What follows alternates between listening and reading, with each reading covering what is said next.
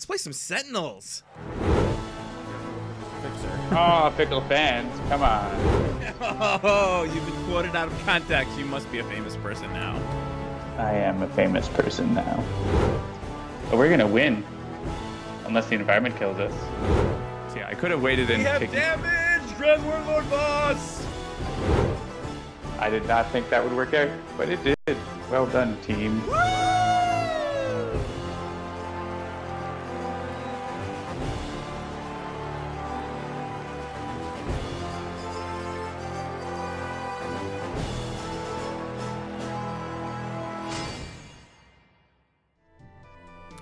Good evening, everybody. How's everybody doing tonight? Oh, whoa, that might be too loud. Hang on, let me turn that down. Are you a chipmunk again? Oh, stupid, I accidentally loaded our YouTube page. It was playing loud music in my ears. Not what I meant to do. So, hi everybody. How's everyone doing out there in Chatland tonight? John and I were just chatting about his travels, as we are wont to do here on Sentinels Live. He's going to be in Malta for like another week, and then he's heading to where, John? I am not in Malta. Oh, not Malta. Sorry, you're in... I'm in Cyprus. Cyprus! For another week and a bit, and then I'll be in Athens, Greece. Why did I say Malta? I will be in Malta later. Okay, so that is a thing. Okay, so I wasn't 100% lost there. All right. Good. So, yeah, and then you'll be in Athens. Yeah, interestingly, when my wife and I backpacked through Europe, when we were still just dating, not even married, not even engaged, we got to, like, the middle of Italy.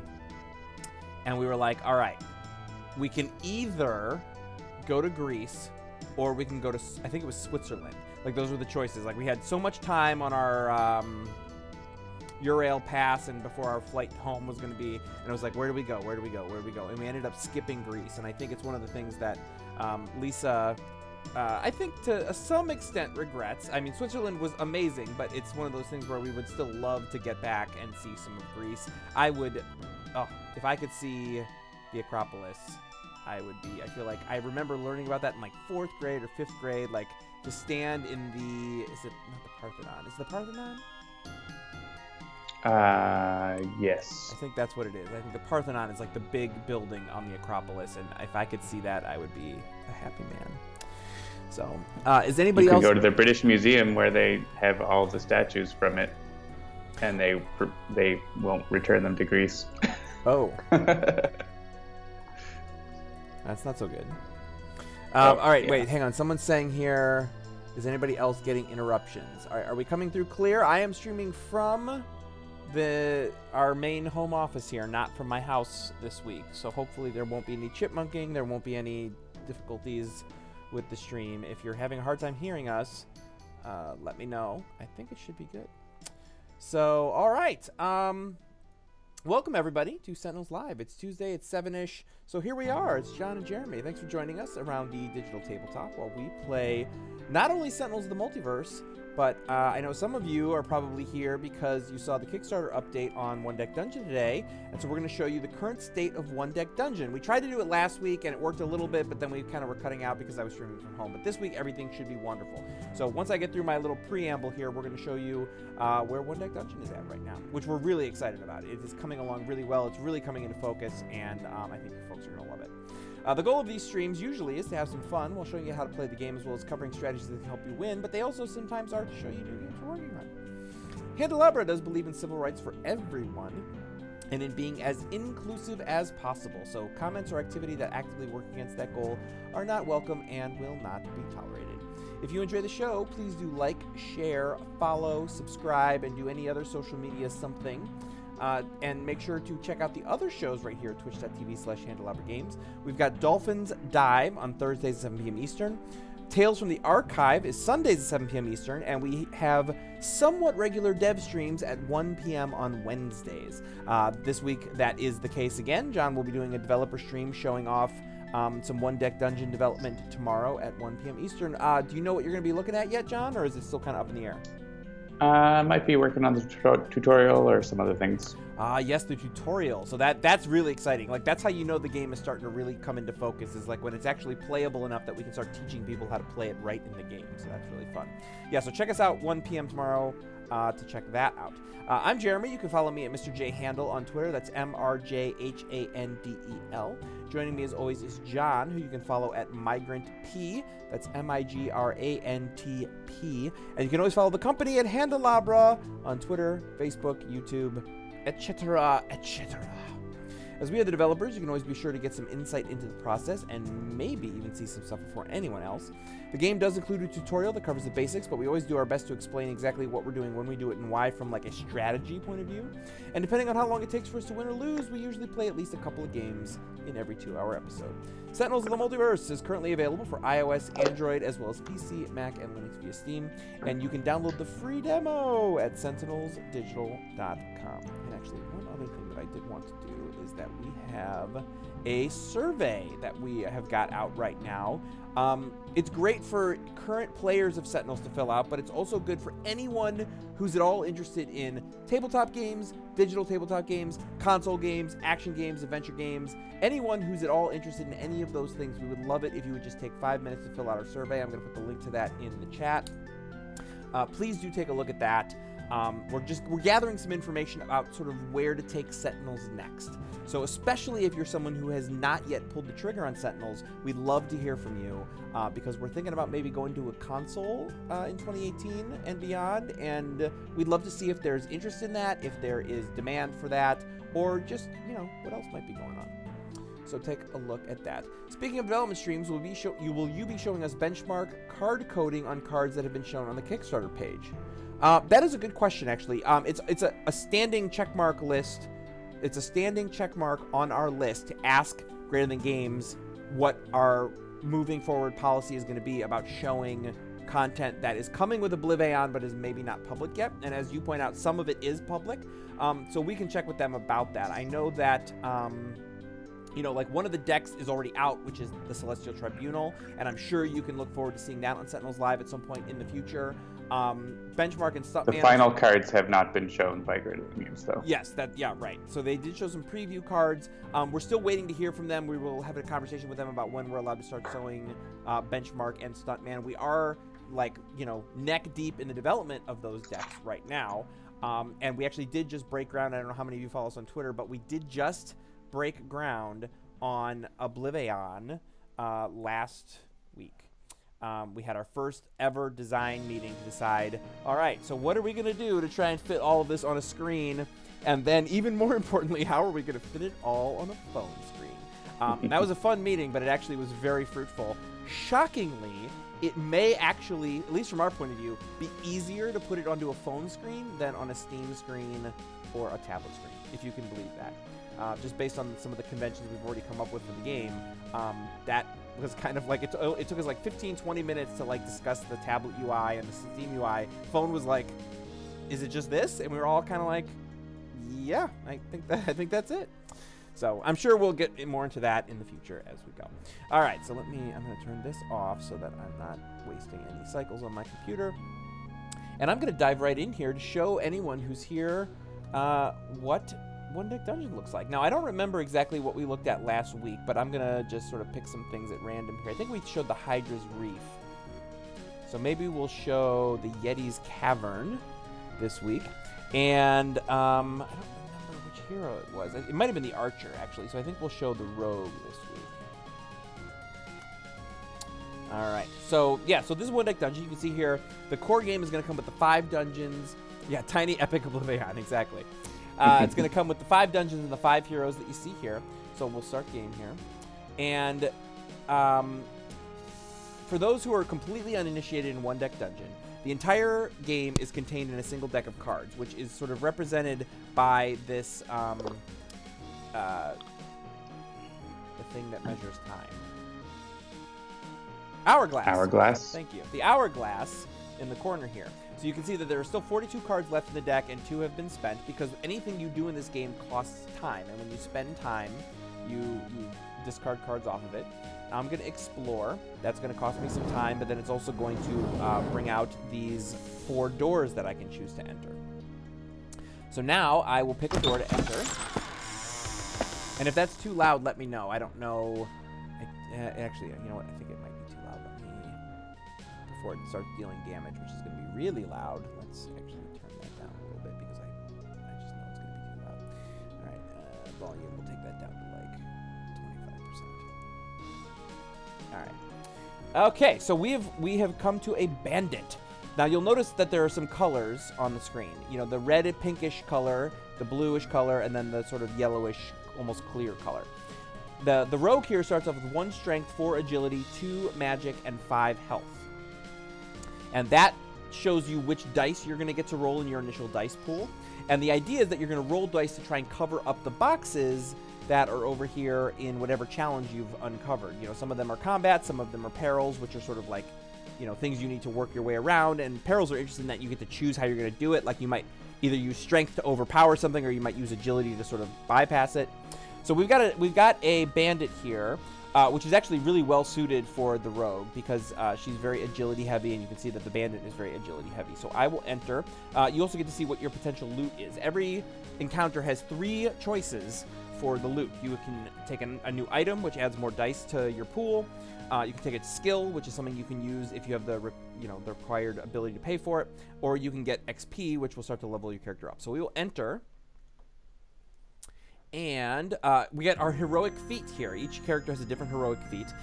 The rogue can roll either 1 or 2 heroic dice. Now those are black dice, which you can use for any color. But if either one of them is a 1, you lose 1 heart and 3 time.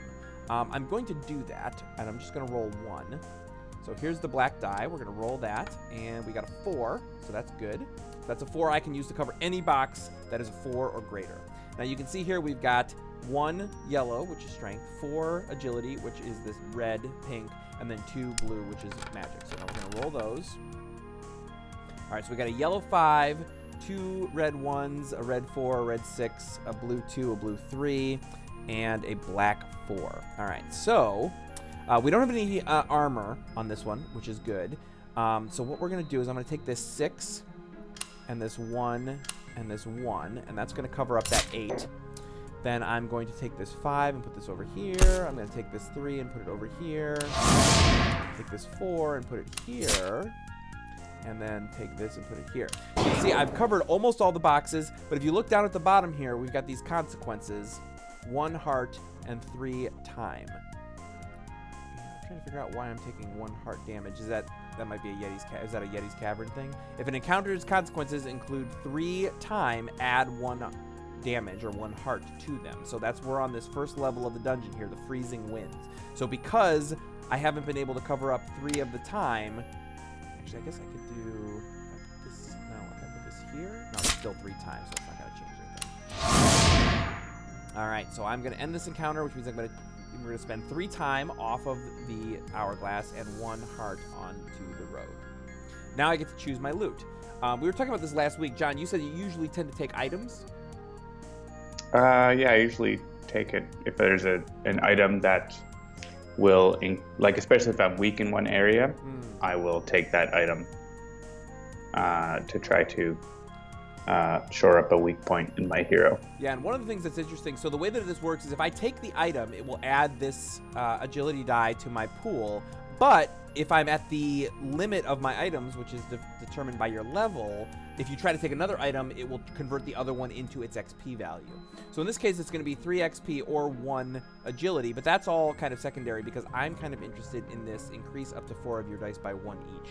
So Cleave is a great skill. Yeah, so I'm going to take Cleave, which is great because a lot of times, like 1s you can use for almost nothing. 2s sometimes you can use for some stuff, but basically what I'm always looking for is the ability to sort of take those 2s and 3s that I roll that aren't super useful and increase them.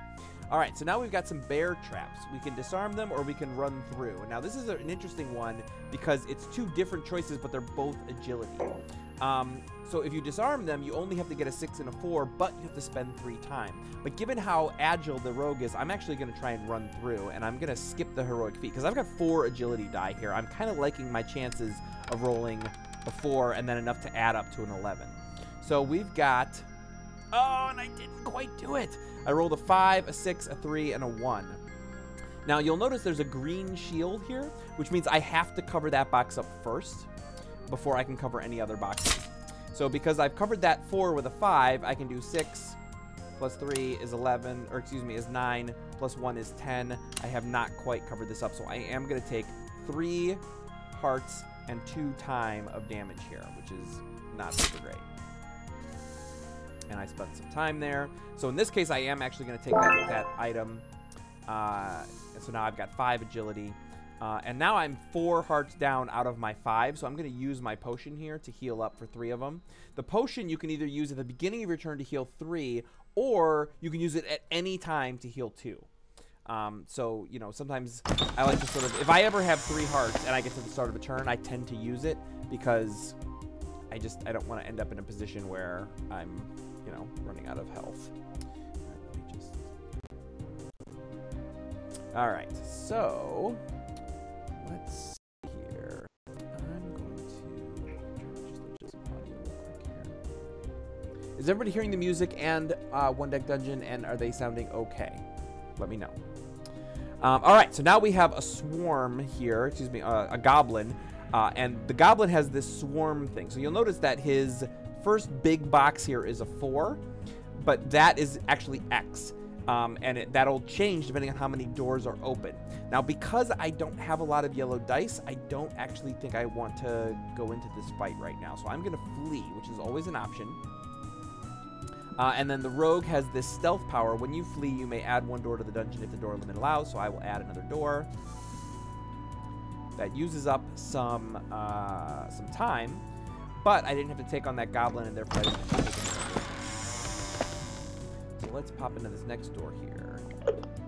Sounds fine. All right, thank you, Take Walker. All right, so we got a boulder. I can choose to either slow time with magic or run past it with agility. And this item is really awesome because it not only is adding another strength, but it also adds another health. So I'm definitely going to, or I could get 4 XP for this. So I'm actually definitely going to enter this one, and I'm going to try to run past it because I have 5 agility. Although, let's see, 5 with a 14 and a 4. Yeah, maybe I will skip the heroic feat and just hope for the best here. Yep, no 1s, so that's good. I still don't think I actually got enough to actually make this. Yeah, I didn't, so I'm still going to take a ridiculous amount of health. And actually, is it going to end the game? That's a bummer. All right, and that's One Deck Dungeon. We can actually try another one real quick to sort of show you how some of these things can change. So I'm going to end the encounter. I'm going to take 4 health damage, and I have lost. Game over. You lose. The rogue was defeated at the Yeti's Cavern by the boulder. It's a roguelike. That happens. Roguelike. Yeah, and actually I will tell you, and I feel like I can say this without sounding prideful because I have done absolutely no work in the development of this game, but it's really getting good. Like, it's getting to that point now that's starting to scratch that same itch that Binding of Isaac scratches for me, which is that, like, every time I lose, I don't get upset, I just want to do it again. And that, to me, like, that's one of the things about a roguelike that really gets you into it, is that you want to keep playing even if you lose. And so that is a thing that I'm very excited about, the way that this is shaping up. Let's just hit quick play and see what we get. All right, so we got an Archer at the Hydra's Reef. This might be the same game we played last week. So the Archer has 2 strength, 3 agility, 2 magic, and then 5 health. And the Hydra's Reef sticky surroundings spend 1 extra time at the start of each turn. So let's explore. We'll take a look at these doors. We spend our extra time. We spend our start of turn time. And we open a door and let's see what we get. Oh, all right. So we got a Wraith. Now, the thing about the Wraith is, before the encounter, convert one of your items to XP. So this being the first door in the game is usually great because it means you're not going to lose an item. But I don't know how well... Actually, yeah, I can use my Eagle Eye. So I'm going to enter this one. And the Archer's heroic feat is that she can roll 2 dice at the cost of 2 time, or she can roll 3 dice at the cost of 4 time. I'm actually going to roll 3 here. But then she has to discard 1 of them. So let's roll these, and we got a 1, a 2, and a 5. So perfect. So we'll discard the 1. Ooh, which was auto-selected for me. Someone's been making some fun little coding changes in there. That's very cool. All right, and then I'm going to roll the rest of these here. So we've got a 4, a 3, 2 3s of 6, a 3, and a 5. All right, so the first things first, we got to cover up this yellow 5. So I'm going to use my heroic die to do that. Then we got to get 9 on this. So we've got 5, 6, 7, 8. And I guess we'll use this for 9.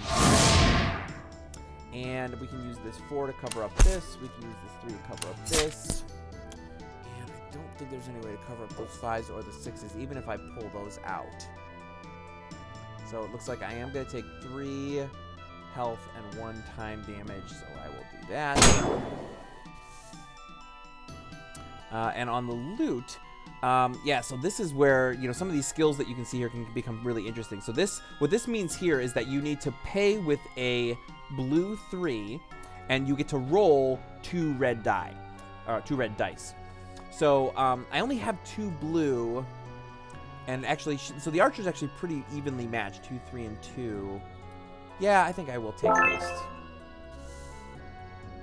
I'm not sure what you would have done in that situation, John. Do you like haste? I can't really see what you're doing, so. Okay. Yeah, haste is the blue 3, and you get 2. I know, yeah, you can't see my screen, unfortunately. All right, so, so a phantom. Now, this is a really tough one. It's got a lot of agility and a lot of strength, but it's a really good payoff. And this early in the game, you know what? I'm actually going to use my potion out of turns. You'll see here now it only heals 2 instead of 3, and I'm going to enter. And I'm going to use my heroic feat. At this early in the game, I'm perfectly happy to burn some time to get some more heroic dice. Again, these are all the strategy stuff that you're going to that you'll probably start to learn as you play the game more. Okay, so I got 2 4s in heroic, and now I'm going to roll. Oof, yeah, and the problem with the phantom is that you immediately discard all 1s and 3s, which can be really frustrating. So there are 2 4s that are armor. So I can use this pink to cover up this 4. I'll use one of these heroics to cover up this 4. Is that really all I can do? That's not great. Ooh, I know what I'm going to do. I'm going to take this 5, drop it on that power I just got, and now I get to roll 2 agility. So I'm going to roll these 2 agility. Let's see what we get. A 1 and a 2. Come on. One Deck Dungeon, you're not helping me with my demo here. People are going to look at this and think it's... So, Jeremy, have you ever won a game yet? I have not yet won a game in the current build without cheating. It is very difficult. We have a cheat. I'm going to... No, it's difficult. For sure. You'll see we have this little button here that says heal all damage. That's in the beta. The actual physical game shipped with the rules we're playing right now, and in the reprint they actually sort of reworked them to make it, to give you several different difficulty levels you could play at, because it actually is really difficult to play just as is. And do well, you know, because obviously with dice will always make things a little bit tricky. But there's also like a whole progression system that's going to be coming into the game. A campaign mode, which is a whole separate mode. There's all kinds of really cool things that are going to make the game really fun to sort of play, not just an individual self-contained like the Archer versus the Hydra, but like I'm going to take my Archer through as many dungeons as I can and try and build her up as I work my way through, which is going to be really cool. I'm just saying, maybe don't fight a phantom when you're at level 1. Yes, but those 4 HPs or that awesome thing are really useful. All right. We'll do one more quick play. Oh, and this is the sort of the prototype one. This is the Paladin of the Dragon's Cave. So let's take a look at how this shakes out. So we start off with the Hall of Statues. We get to spend 5 time before your first turn on each floor. Yeah, dice are fickle. That's what makes them fun. Exactly right. All right, so yeah, I am going to flee this. We got a Bear Trap, which are 2 different agility things, and the Paladin starts with only 1 agility. So forget it. I have no intention of taking that on. So let's open up another door and see what we got. All right, so we've got a Spiked Log. Yeah, I'm going to enter this, and I'll go to the Clobber Logs. I'm going to use her 3 strength to hopefully take care of business here. Yeah, so a 2... Oh, man, see, and this is the thing. I have enough to actually do it, but not enough to do it in the boxes the way that they're designed here. So if this 1 was just a 2, everything would be wonderful. So I can cover this 2, and this is only 7. So I'm actually going to take some damage here. But the cool thing about the Paladin is that she has this armor feat, which is anytime for each 2 hearts you would lose, prevent 1. So she's only going to take 2 basically half damage. Yeah. Ended up. All right, and I will definitely take that item so that I can have some more agility in case some other interesting things come rod here. All right. So now we have a beetle thingy, which I'm definitely not going to take on because again, there's a lot of agility. Well, let's see here. It's 3, 4. Yeah, the problem with the beetle is that there's a lot of armor. It's not going to deal a lot of damage, but you got to cover a lot of armor to actually get through anything. You don't get anything if you miss an armor box. Yeah, and if you miss an armor box, there's no loot. So yeah, so I'll flee that one again. Final door. Let's see what we got here. This is another peril, so this is a boulder again. Alright, so I can slow time or run past it. 11 and 2, and I have a heroic die. So yeah, I'm actually going to slow time, and I'm going to use her heroic feat here, which is the die. So her heroic feat is that you can use any of the dice that are stored here. Whenever I open a door that has 4 HP, or excuse me, 4 XP as a loot, I gain another heroic die. So it's a little different than some of the ones we've looked at so far. And of course it's a 1. Thank you, heroic die.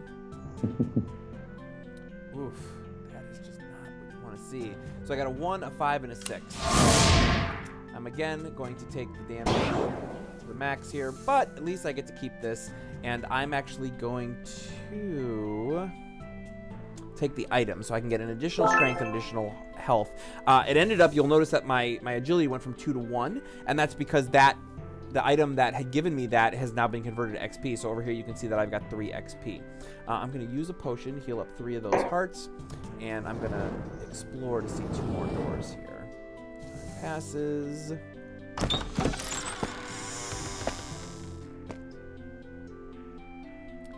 Alright, and now we've got a cave-in. Yes, I'm going to enter. I'm going to dismantle it because this is looking for strength. I've got 4 strength, so that's good. Awesome. So I can cover this up with a 3. I've got a 6 here, which I can cover with this 5 and this 3. And the encounter, no damage taken. Everything's wonderful. And I think I'm just going to take... do I want the skill? Yeah, Flame. What do you think about Flame Weave? That's a 2 cost on blue, and you get a 5 blue. Is that if you have lots of magic, it's fine. Yeah, see, I only have 3 magic. That's great. Lots of magic. Yeah, I guess that is kind of lots of magic. I really, like, one of the things that I tend to do is I try to get to level 2 as fast as possible.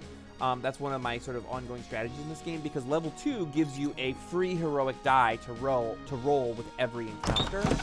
And I find that makes a lot of encounters that were just sort of intractable, sort of doable.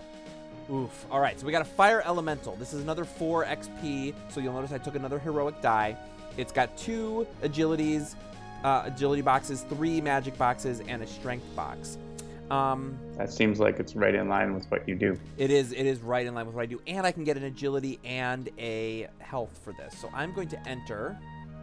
Well, you can't get both, but you would convert your other thing to XP. Right, I would convert my other thing to XP. All right, I am going to use my heroic feat here because I want to see what we get. So we got a 5, and I'm going to roll all my other dice. I mean, any way you slice it, I'm coming out of this either dead or I'm going to level up to level 2. All right, so let's first start with this 3 on here.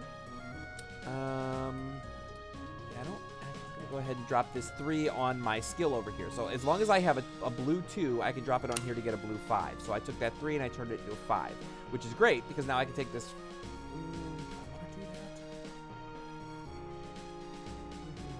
You can convert. Do you have a heroic 2? Yeah, I'm looking. I don't have a heroic. I have a heroic 5. Oh, okay, because you can use heroic dice for skills too. That's right. Yeah.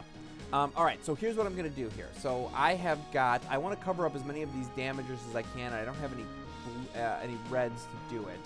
But I have 2 yellow 6s. So I'm going to take these 2 yellow 6s, drop them over here, and now I've got a black 6. The way that it works is you can convert any 2 dice into a heroic die by dropping them on that box right there, and it will be a heroic die at whatever the lower of those 2 values is. But that's great because they were 2 6s. So now I've got a 5 and a 6. Which means I can actually put this blue 6. I can take this, put the black here and the blue here. I can use, or do I want to cover? No, I guess I don't need to cover that up. I can put this here and this here, so I'll take 1 heart of damage and 1 time. which is fine because now I'm actually going to go ahead and take this loot, which is going to give me an extra heart, but also an extra agility. And now that got converted to XP, which means that I leveled up. So here it is, level 2. 3 items, 3 skills are the limits there. And I get +1 potion, so I can use a potion. I get an encounter bonus of 1 die, and then it takes me 8 more XP to level up. But that means that I now have a potion, so I can heal up those 3 hearts. Now I'm going to explore again. I'm just going to use up 2 more time. Then my start of turn is going to use up the last 2 times, so now we are at the end, and now we're going to descend to level 2. SFX FPO double abbreviation hype. Yes, still very much beta, still very much working, so we're doing what we can. All right, so now when we've descended to the 2nd level, now there are 2 items that we have to deal with whenever we open a door. We've got the Hall of Statues, but we also have the Flame Aura. And we're half an hour in, so I'm just going to throw one more thing here, and then we'll move on to Sentinels. But we've got a Phantom again. The Phantom was our undoing in the last showing. But I think I'm going to enter it again. Yeah, I think I am. Just because I've already said this is going to be the last encounter. So I'm going to use this heroic feat. I'm going to roll this heroic die. And we get a 4, so not bad. And now I've got 3 yellow, 2 red, 3 blue, but an additional heroic die because I leveled up to level 2. So I've got 2, 3, 3, 2, 2, 2, 4, and 4, 2. And we discarded a bunch of 1s and 3s. So you can see that was absolutely the wrong decision. I'm going to die horribly at the end of this encounter because all I have to do is, all I can really cover up is that because everything else is 2s. I mean, I guess I can drop this 2 on here and I can get a 5 so I can cover this up.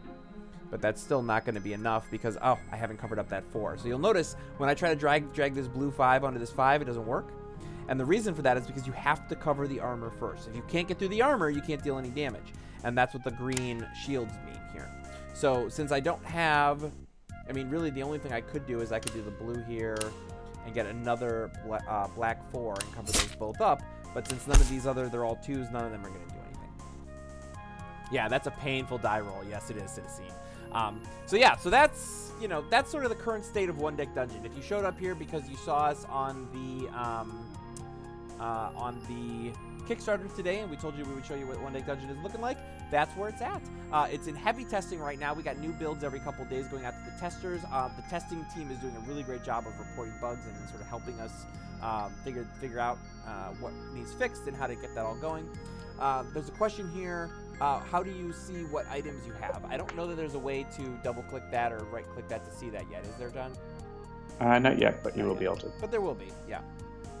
Yeah, you can see your skills by right-click. You can see the cards by right-clicking on the basic lead. Yeah, and so like if I right-click on the Paladin here, you can see that her base is 3, 1, 3, and 5. And if you compare that to 3, 2, 3, and 6, you can tell that somewhere she's boosting those by either 1 or 2 different items. You'll be able to see exactly all the cards. So exactly. All right, so that's what's going on with One Deck Dungeon. So let's flip over here to Sentinels. Make sure to quit One Deck Dungeon so your computer is not running both games. I will do that. So that is quit. All right, and now let's just double check and make sure that everything is coming through. Folks, let me know if you are hearing the Sentinels music. You should be. I believe that is the thing that people should be hearing at this point. But if you're not, let us know. Can I turn up my volume, like my speaking volume? Seamus Butler? I don't know that it's... let's see here. USB audio device. They're saying that One Deck Dungeon music is still playing, maybe? Okay, I'll just quit out of iTunes because we don't need it. Alright. Sentinels of the Multi-Deck Dungeonverse. Oh, ODD music with the Sentinels in the background. Alright, so it should be good now. Because I quit iTunes entirely. BRB.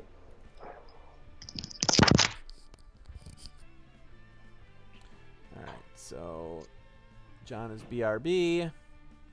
Let me take a look at ODD stopped. All right, awesome.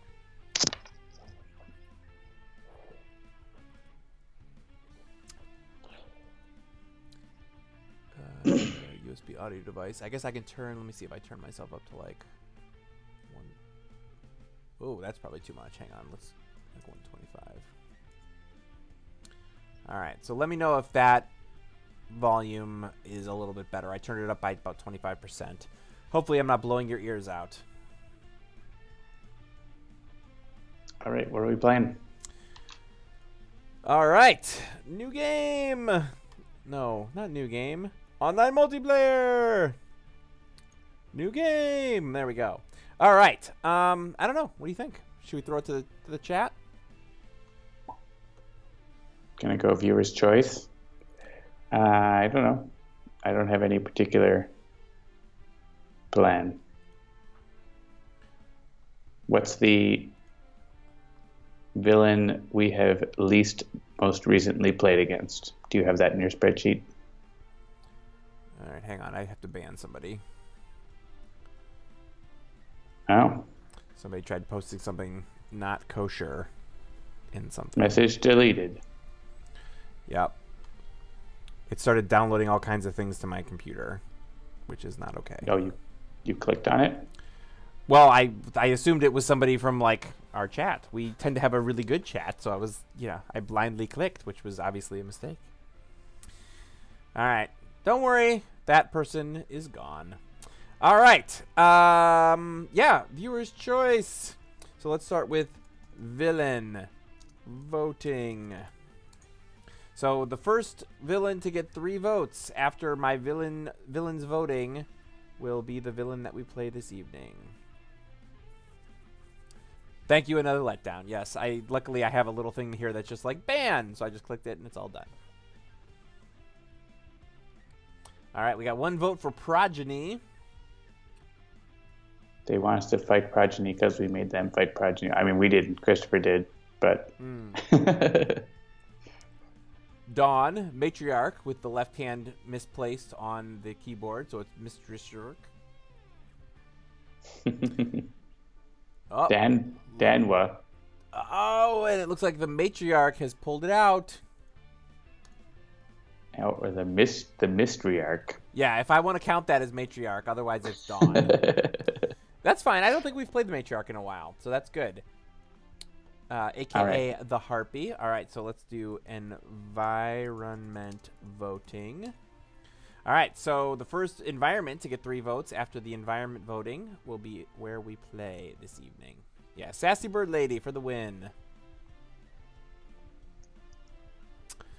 And then we'll do vote for Jeremy's 2 heroes and then vote for John's 2 heroes. That'll be the way that we're going to do it. Court of Blood has got 1 vote. They're going to vote for our heroes too? Yeah. Let's full on viewer's choice. I'll just keep drinking. Atlantis, Court of Blood, Court of Blood. With music, please. Jeremy's heroes. Oh man. Thanks, Lewd Dolphin.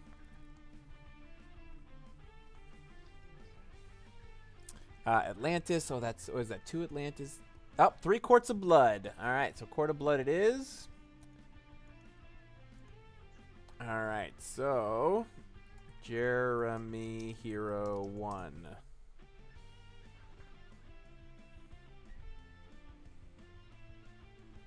Court of Blood. Yeah, it's definitely Court of Blood. 3 Quarts of Blood. AA probably means Argent Adept. Unity, Argent Adept.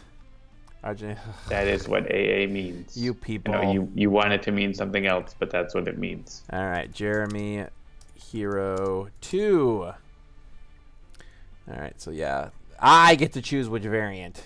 So you all can just chill. All right, so we got Unity, Omnitron U, Night Mist, Unity, Tachyon, Unity! Hey! So one that's going to be tough and one that I love. All right, so we got John, Hero 1. Of course, those 2 heroes synergize together really well, which you might learn. Here's hoping.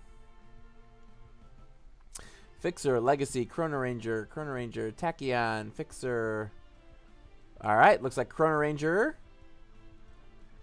Assuming that's what CR means. So your first one is going to be That's what CR means. And then John Hero 2.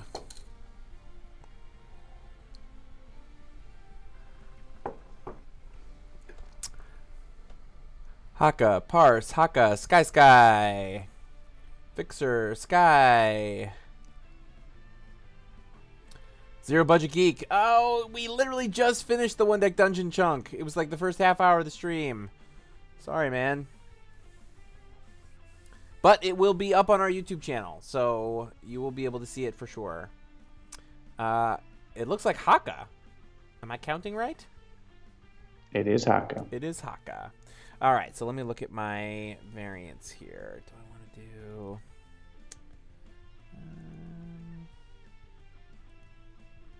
yeah, I'm going to do Termi-Nation Unity. And let's see. Argent Adept. I don't know. What do you think? I mean, we know that Argent Adept is definitely not one of my strong suits. So, like, what's your favorite variant of Argent Adept? I don't know. Whatever you want. Reveal the top two cards. Reveal the top card of any two decks. Put one card into play and the other in the trash. It's good for playing bots. Yes. Yep. Great. Dark Conductor it is. And we'll go like that. All right, so here it is. We've got the Matriarch versus Dark Conductor, Argent Adept, Chrono-Ranger Best of Times, Termi-Nation Unity, and Prime Wardens Haka. It's all about the variant at the Court of Blood. Dark Dynamics. Dark Dynamics, Dark Conductor. I don't know what it's called exactly. But Dark Conductor. Dark Conductor. Hear my song of pain and sorrow. All must know the might of Corvus. Attend, I shall tempo for this conflict. Move to my beat, there will be victory. Fail to do so, and you will dance macabre. There you go. Darkwing Conductor. Exactly. All right. So Argent Adept opens with an Instrumental Conjuration, Inventive Preparation, Silver Shadow, and Syncopated Onslaught. Chrono-Ranger has got a Displaced Armory, Ranger's Mark, Sudden Contract, and the whole gang. Unity has got Inspired Repair, Modular Workbench, Powered Shockwave, and Scrap Metal. And Haka opens with Enduring Intercession, Haka of Battle, Mir, and Taeha. All right, let's see what the Matriarch has for us. So we start with the Mask.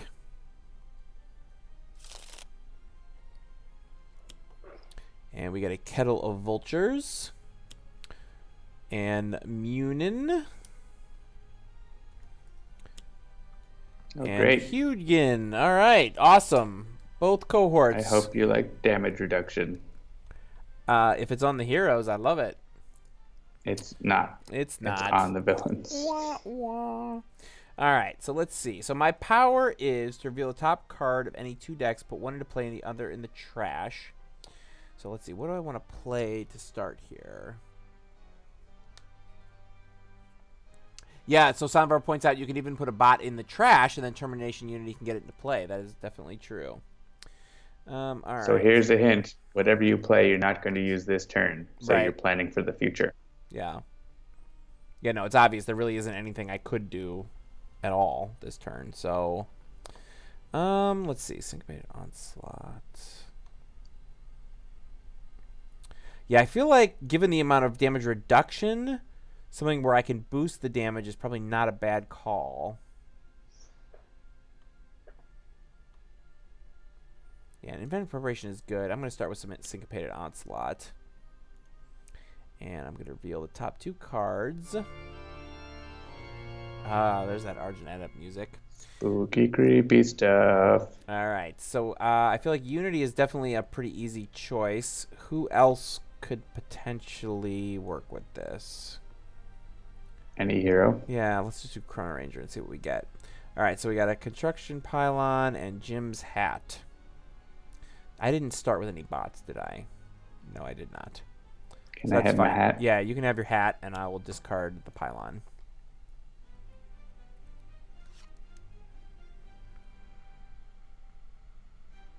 All right, so we're going to need to get through Hogan and Munn.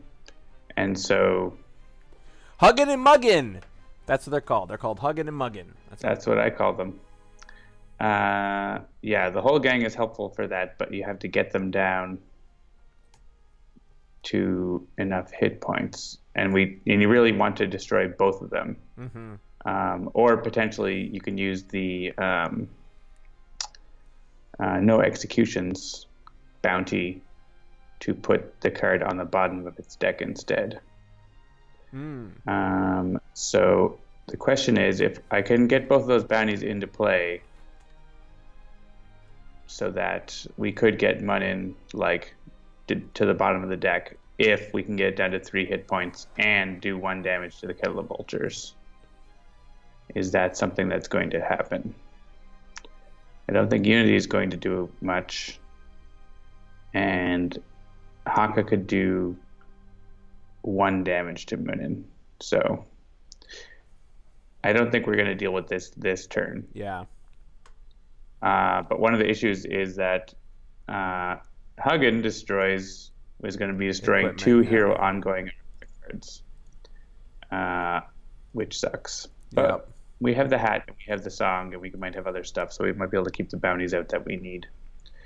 And then we also want to deal with the Mask of the Matriarch. So, good start. Thanks a lot, chat. All right. So yeah, I'm liking, I think the combo of the whole gang and whatchamacallit, no executions is pretty good. So I'm going to go with that. So let's play Sudden Contract to get no executions. This is an easy one compared to what we usually throw at Lou Dolphin. All right, fair enough. We're going to put that next to Munin. And I'll hit the Mask of the Matriarch because I don't want to destroy that. That Kettle of Vultures is there to be a target for the whole gang, basically. Yep. And so I'm going to put the whole gang next to Kettle of Vultures. And then I'm going to use my power to let the bounty effects also apply to... I say the Mask of the Matriarch. It's nice to have that put under the deck as well. So sure. Yeah. And if we also have to destroy it, then we can potentially use its effect. So yeah, Lou Dolphin says, reminder that my very first viewer's choice was Ultimate Iron Legacy in Rook City. Indeed. Yeah, and they say no complaining allowed when we gave you Haka to fight the Matriarch with. Yeah, no, there's some good Haka stuff to do with the Matriarch for sure. All right. Yeah, so that's not useful. That's not useful. I mean, you could put out something sacrificial like Modular Workbench if you want. That's what I was just looking at, was like I could reconfigure to get, because we put, oh no, it wasn't, we didn't put that in the back. All right, well, yeah, I think we'll put out Modular Workbench to be sacrificial. You still get to draw a card. Yeah, still get to draw a card at least. All right, so Robot Reclamation, not useful with no robots in the trash. And we got a B-Bot. Hello, B-Bot, how are you? All right, so I'm going to get Taiha and start chipping down some hit points.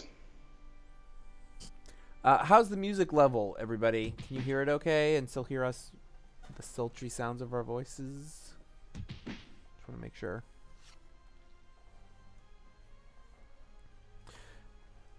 I hope this isn't a spoiler, but Jean-Marc has begun work on new music for Oblivion. And we're very excited. It's going to be a while before anybody out there gets to hear it. But as I mentioned, we did break ground on Oblivion last week.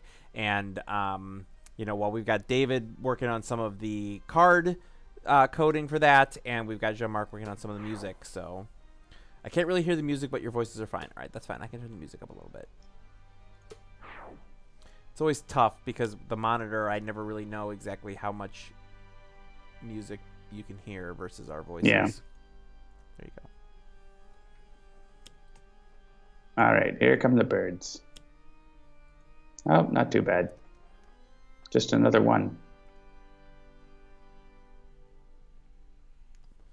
Jesse C says, I'm pretty psyched about the Oblivion environment music. Yes, that is what he's begun work on. Oblivion, like the Oblivion scenario, is probably going to have its own musical concept, and we have not started on that yet, but he's started working on the 5 environments that come with Oblivion. He started working on some of that music, and we're very excited about it. All right. I have an arcane cadence, so I feel like that is a thing I'm going to do. All right. So, hand, top, bottom, trash, play. Hand, top, bottom, trash, play. Let's see what we got here. Hand, top, bottom, trash, play. All right. I feel like Vernal Sonata is a good hand choice.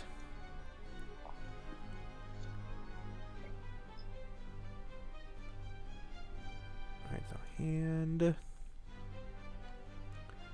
I have an instrumental conjuration, so I feel like I don't need another one of those. So that can be potentially in the chat. They're speculating about musical inspirations for the environment. John Williams was mentioned in the discussions, but I will not say what environment that was related to. Indeed. Top, bottom. I don't have any instruments. Yeah, let's do top, bottom, trash, play. All right. What's her ongoing situation? Does she have ongoings? No. No. Okay. But there are environment cards that are bad in this deck. Sure. All right, I feel like I already have an event of preparation. Yes. All right, and I already have one of those. Yeah, but I feel like that's still worth keeping. All right, so hand. With Vernal Sonata combos with your power really well. Yeah. It's like, hey everyone, does anyone have a card they want to play for their trash? And have a hit point.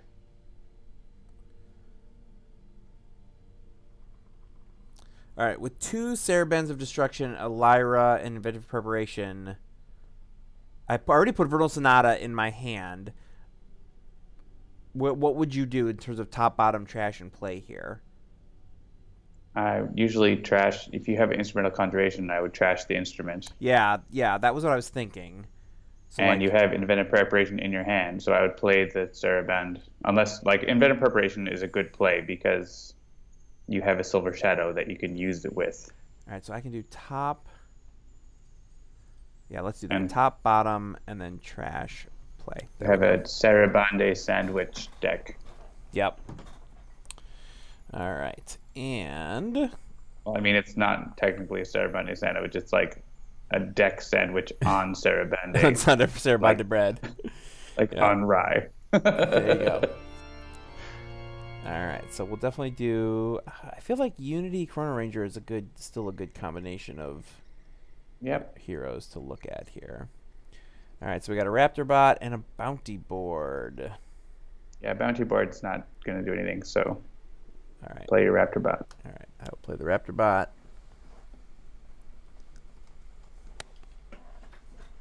Sarah Bandy, the musical baker.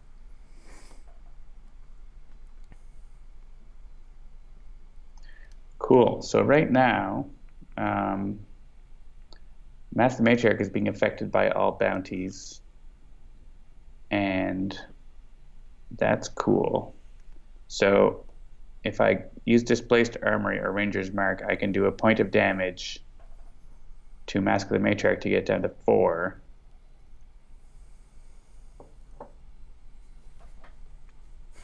And I'd like to get Munnin down to 4 too, and I also want to get. I don't think I can do both of those things that I want to do. I want to get Munnin down to 4 and Master Matrix down to 4, and then combo things, but that's not going to work. So, but what I can do is still Displaced Armory is going to make sense to get the Masada, which is going to let me do irreducible damage to Munin, which is what I want to do. And I'm going to chip the Mask of the Matriarch down to 4.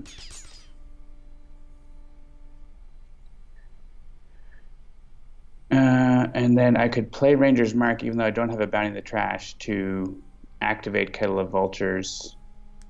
I mean, I want that Ranger's Mark to be able to... I want the whole game to go off twice. This is my problem. So I need to keep Ranger's Mark around so I can get the whole gang back after it gets destroyed. So I'm just going to play Danny Boy, and we'll leave Hugging him running around for one more go. All right.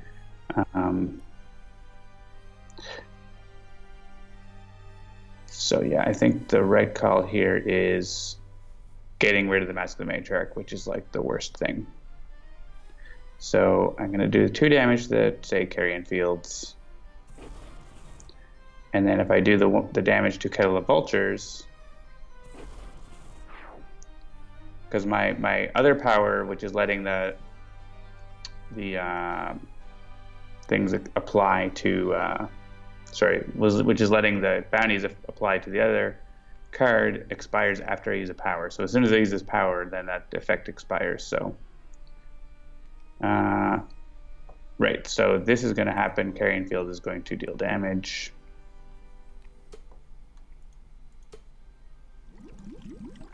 And the Matriarch is going to do her thing. Haka will take 2 damage. All right. It's going to be 4, but I want to keep Taiha. And then I can destroy the Mask of the Matriarch. But it is not destroyed and goes under the deck. And then, since the Mask of the Matriarch left play, I can destroy a target with 4 or fewer HP. But I don't actually want to destroy that other bird because I want it to use next turn.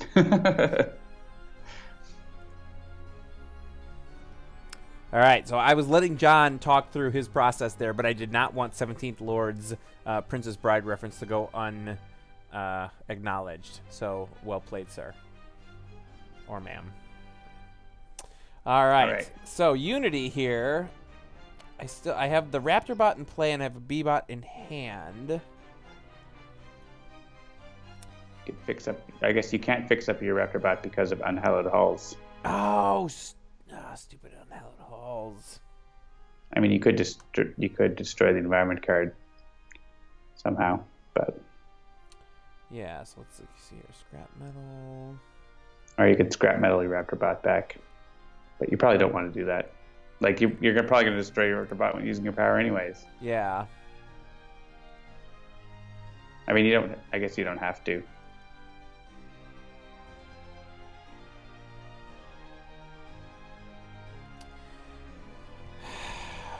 Oh, chat, what kind of situation have you put me in here?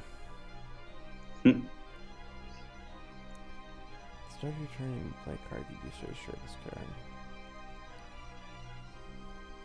Yeah, I mean, I kind of want Raptor Bot in the trash since I'm playing. I mean, you could just do Inspired Repair even though you don't get the heals, just to see what you draw. Yeah, I'm just going to do that. That's fine. Ooh, Hasty Augmentation. Okay, that's not bad. That's good. Haka can do a pile of damage, or Haka would do more damage, I guess, to the things we want. Because Chrono-Ranger can do irreducible damage, but as long as Munin is at, like,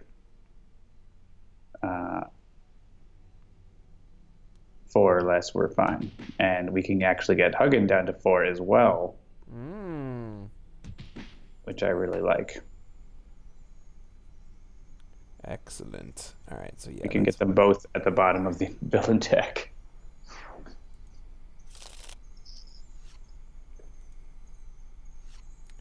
And Cryobot. Interesting.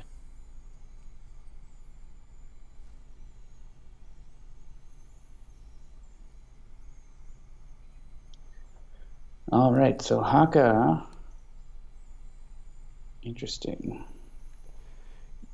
Yeah, I mean, could you wipe out both the cohorts here? I could take out... Oh... Not both. Not both, yeah. Actually, but it's fine because Munin would be going to the bottom of the deck. So Huggin can't restore him. So Yeah, I think it makes sense to Haka battle and take out Min. Even though we would want to use the bounties, this may as well do it right now. Yeah. I just need a +2 to do it.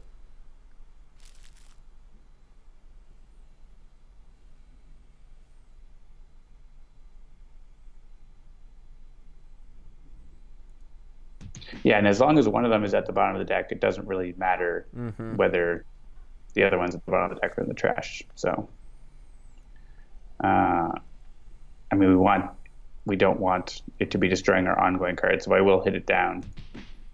So maybe the environment will kill it, but fingers crossed.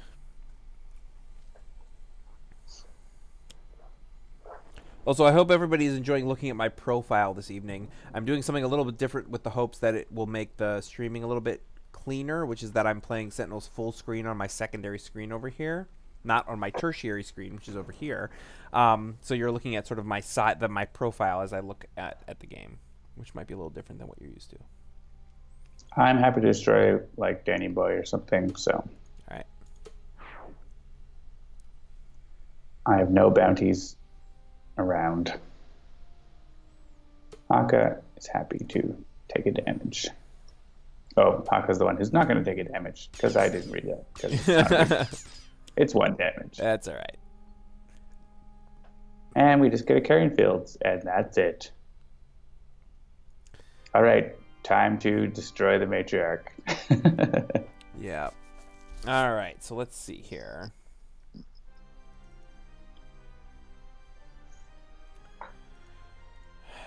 What is everybody's trash situation? Like, who has stuff that they would just love to get into play right away? Anybody? I mean, we won't get the healing from that, so I would. But we also, I don't know if Hallowed Halls is ever going to go away. But yeah, we've got all the Unhallowed Halls.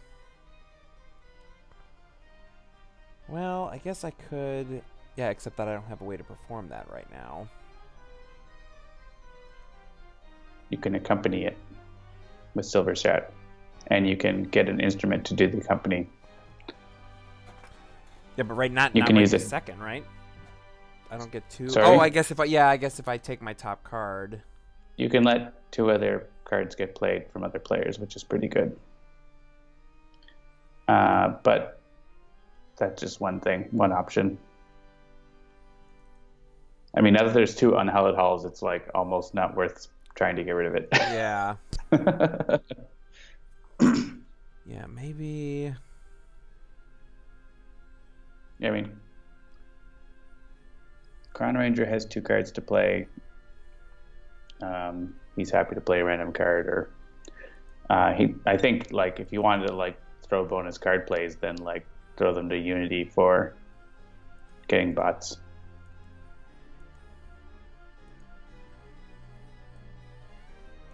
Yeah, I guess I'll.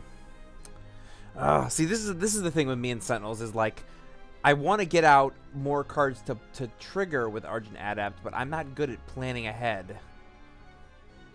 So I think I'm just gonna Silver Shadow now, and we'll let. Yep, I would Silver Shadow and Instrumental. That's what I would do. So Silver Shadow. Let Unity play one of her bots. Yeah, like Unity, get like a B-bot out. Well, yeah, see, Cryobot can be kind of a loose cannon. So we'll get... It's kind of dangerous in this situation. Yeah. All right. But, I mean, you can destroy Cryobot on your turn. So, like, we can use him, like... We can attack him right now to make him do things and then destroy him with your power. All right. Do I want the Lyra or something else? Let's see. The Lyra I would get the one that would let you use your Sarabande and the company of the... That's the bell. Not the bell. Like, the bell is good for rhythms, but there's also the drum. The drum. Okay. So that's in the deck. Yes, yeah. Accompany rhythm. Because then you could get at your Sarabande and... Yep. And now you're top and bottom. You don't have a sandwich anymore. I mean, you might, but it's super unlikely. All right, so...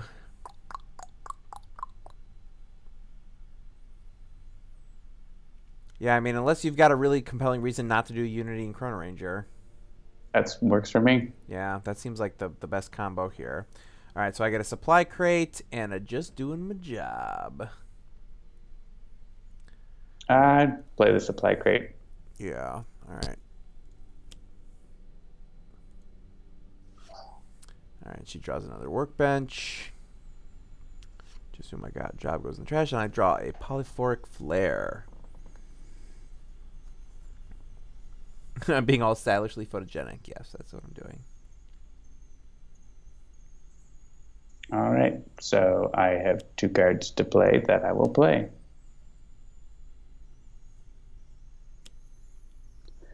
The question is, do we want Huggin on the bottom of the deck? Does it super matter?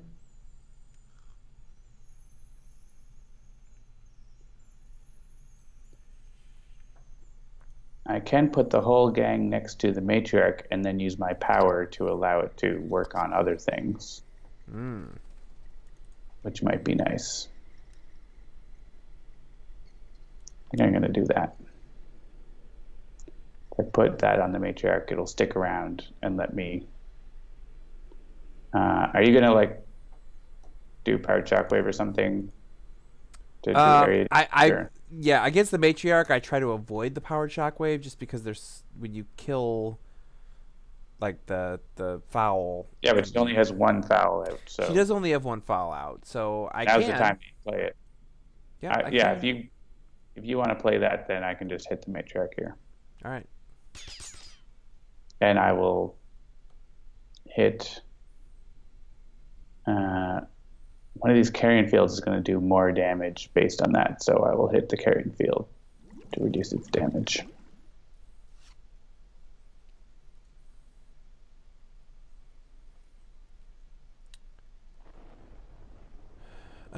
Yes, I'm going to destroy this. Champion bot! Things that you want to do instead, I guess. What's that? I was thinking, like, Powered Shockwave is good unless you draw something else you want to play. Which yeah. Might not. Man, I did draw another supply crate.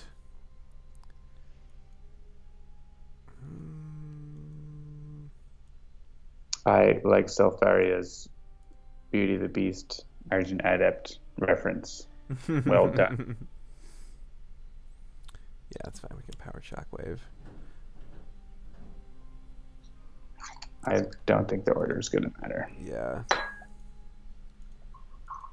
All right.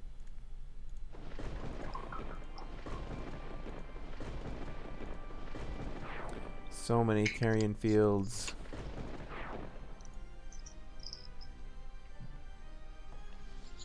Goodbye, Huggin.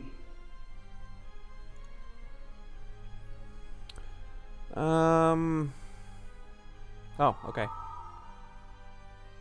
I mean, that's fine. And yeah. So this isn't going to take out the B-Bot, but the B-Bot is going to go away this turn. Yeah, you can take out one of those unhallowed halls anyway. Yep.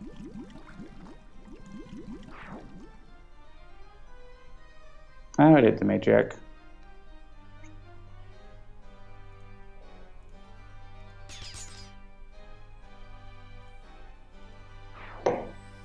No one broods like Adept, has dark moods like Adept, play Course Power. Play Course to power up dudes like Adept. I wish I could sing that better. Oh well. Yes, that was well played. All right. Still don't... oh, yes, I do actually have a Golem in my trash. Hey, B-Bot, welcome back. Yep. B-Bot comes back. And I have you seen the live action Beauty and the Beast? I have not. I've seen... Well, actually, I shouldn't say that. I've seen chunks of it. My kids have seen it because it ended up on... It was on Netflix. So, at least 2 of my 3 kids have seen it. But I want to watch it because, like, it's interesting. We actually watched the animated one with my kids, and I realized it's actually a little bit too scary in some places for the youngest one, who's 6.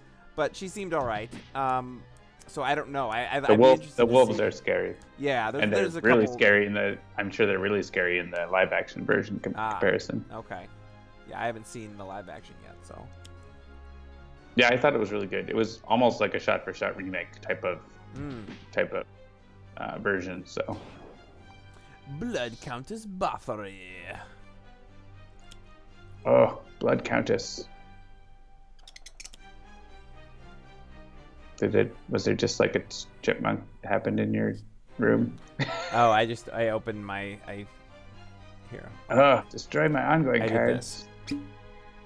Right, but it sounded like like a dolphin or a squirrel.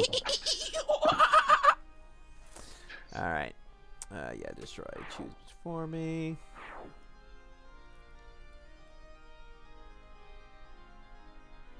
All right, we're just gonna take sonic damage, and yes, B-Bot gets destroyed, but I don't think it's gonna super matter. Yeah, so hit the Matriarch with this. And do we want to get rid of the Bathory, or should we get rid of the other Unhallowed Halls? Yeah, I mean, Bathory's hitting one hero for 4 damage, or Unhallowed Halls is keeping us from healing, so I don't know.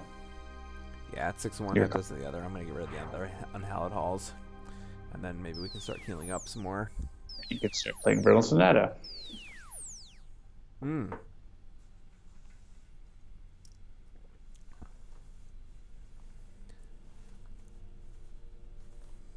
All right. Yeah, so speaking of that. Yeah, so she blew up all our stuff. But I think Vernal Sonata is a good play. Yeah. Help us get some stuff back. Also, she like only played 1 bird.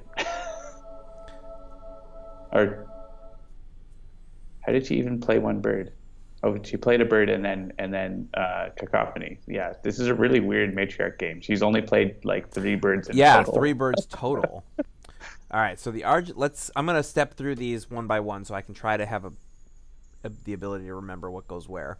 All right, so the Argent Adept is gonna put. Yeah, I think he's just. I mean, he could choose to use his own deck if you want to play one of them, but I'm gonna put Arcane Cadence. Chrono-Ranger is gonna put. What do you think?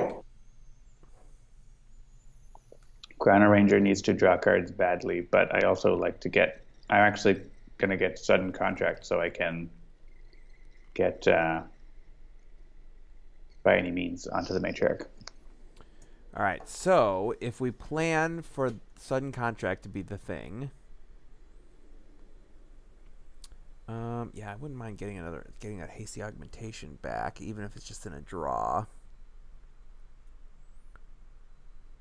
Sure, or a Pylon. Yeah, I'm trying to think because like we need to have a card that I can trash. Well, I guess we could use the Matriarch or the Environment for the trash if we really wanted to. Yep. All right, so then Haka. Yeah, once the Matriarch gets down to 3 cards left, we know that they are the Mask and the 2 cohorts, so we can like trash them.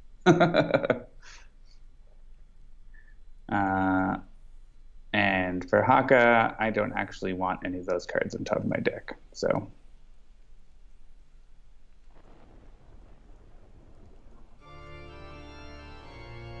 All right, so we'll do Chrono-Ranger and which one? Environment or Villain? I would go with the Environment. Like the Villain won't really matter, so. Okay. All right, so we got that, and it will just speed up the time that we get the Mask back. So, yeah. Goodbye, Dredge Fico. Let's put by any means on the Matriarch so we can all do lots of damage to her.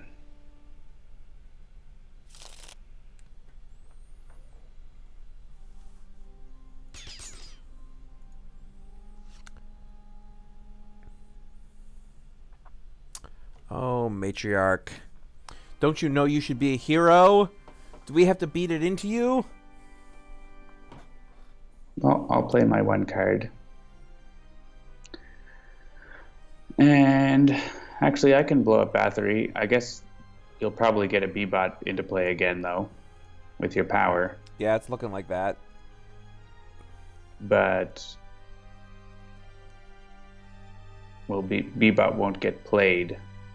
Like, B-Bot won't get destroyed unless we, like, have Haka destroy it. So I'm happy to use the Temporal Grenade to take out Bathory here.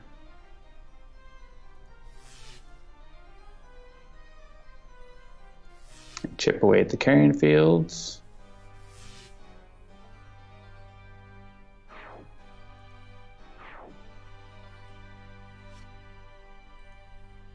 And now Chrono-Ranger needs to draw more cards. So obviously we have a survey out for this, but I'd just like to take an informal poll of the chat. Who out there wants to see the game on PlayStation 4? Who wants to see it on Switch? And who wants to see it on Xbox One? I'd be interested to see what you folks think. I know a bunch of you have already filled out the survey, and I appreciate that. This is just an informal chat survey, just to see what you folks are looking for out there. We've actually had more than 1,500 people reply to the survey at this point, which is awesome. I know which one I'm thinking of. Take Walker says, I have no current consoles. All right, so let's see. My console is my iPad. Yeah, someone actually was saying that earlier, that their Android tablet is basically their console these days. And I get that. I love my Switch. Basically, like, my base game... I'm going to stop talking and think about which card I want to play. Hang on a second. Yeah. And then we'll talk. I mean, I do have an Apple TV, and we have looked at porting it to Apple TV in the past. We have, yep. So that would be something we would probably do if we do a console version as well. Because Apple was so kind to send us an Apple TV for $1. So there's that hasty augmentation. And I'll just draw another card. And get Bebot out. There's Ooh, Swiftbot. All right, good times. Yeah, Jesse C says, yeah, that was me who said that my Android is my tablet. Yeah, and that's the thing. Like, phones are people's console these days, and their phones are their consoles. But you know that. Look, the Switch is selling like crazy. The PlayStation has got a huge installed base. Xbox One X thing is a big deal for, you know, 4K or whatever. So port to 3DS. Yeah, like I've thought about that because I think that it would be a really great 3DS game. But despite the fact that 3DS keeps holding on, it is an older console. It is still kind of in the old world, and getting into the dev program for 3DS is a little bit more difficult. So it's a tricky kind of a thing. Dame All right, do we want Dame Katarina to destroy Bebot or the clattering of jackdaws? Well, if she destroys... I'm fine to... I was going to say, if she destroys the Bebot can destroy her, so... Yeah. Works for me. And you can hit the Matriarch. Yep. Yeah, we're going to port it to N64. Exactly right. 3DO. TurboGrafx 16! 3DO is a deep cut. I remember going to Babbage's in the era of the 3DO. That was actually, yeah, it was like the TurboGrafx 16, the 3DO. Like, I would go, like, I remember that was when I had a Game Boy, an original Game Boy, and I really wanted something even cooler than that. And it was like, oh man, I wish I could afford a 3DO. It's like $600. There's all the foul. I mean, not that many, but enough. Yeah, certainly more than we've seen so far this game, for sure. And there's no Masculine Matriarch because of no executions. Wah, wah. Bonk's Adventure! Whoop, whoop! Yep, TurboGrafx 16. I loved that. I had one buddy who had it, and I would go over to his house after school to play Bonk's Adventure. It was awesome.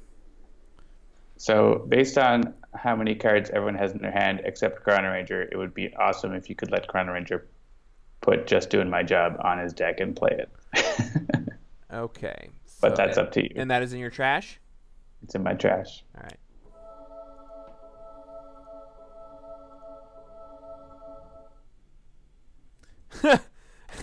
Deadlock. Stop harping about her. She'll become a hero when she's good and ready.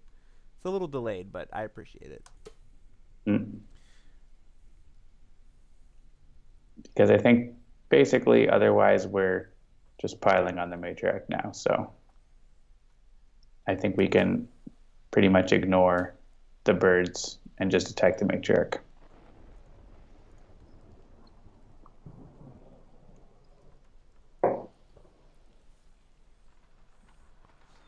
Sentinels on the Atari 2600.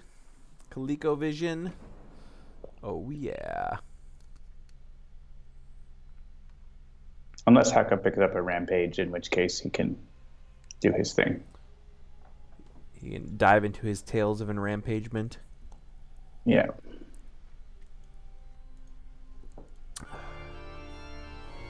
Alright, so Chrono-Ranger is going to play, and we'll take a look at the Court of Blood. Relique Dorotoya. Yeah, let's definitely not have Dorotoya destroy all the birds. So, whoever would like to discard a card, that would be nice. Yeah, I don't think I'm going to use that.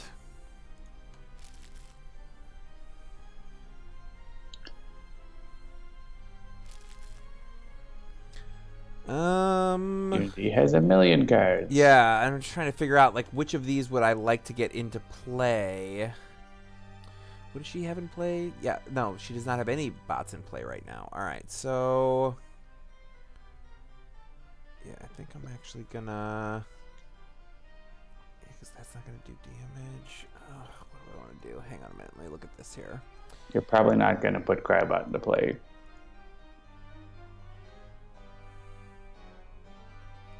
Yeah, I'm actually gonna. Well, yeah, but I was actually thinking about getting Swiftbot into the trash. Why wouldn't you play? Why would you use Construction Pylon to get Swiftbot?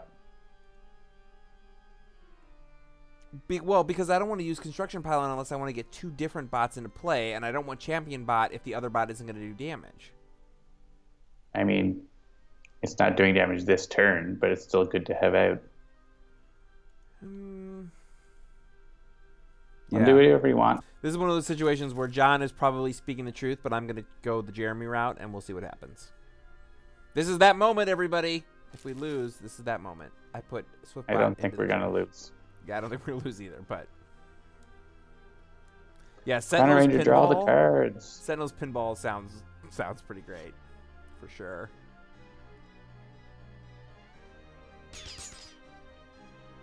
The Jeremy route, aka what did you just do?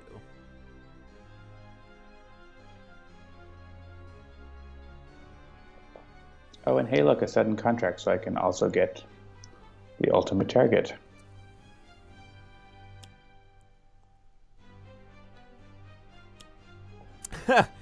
Lou Dolphin says, and I'm going to go for an even deeper cut right now. If there was a Sentinels live bingo, this is the moment where we lose should be a square.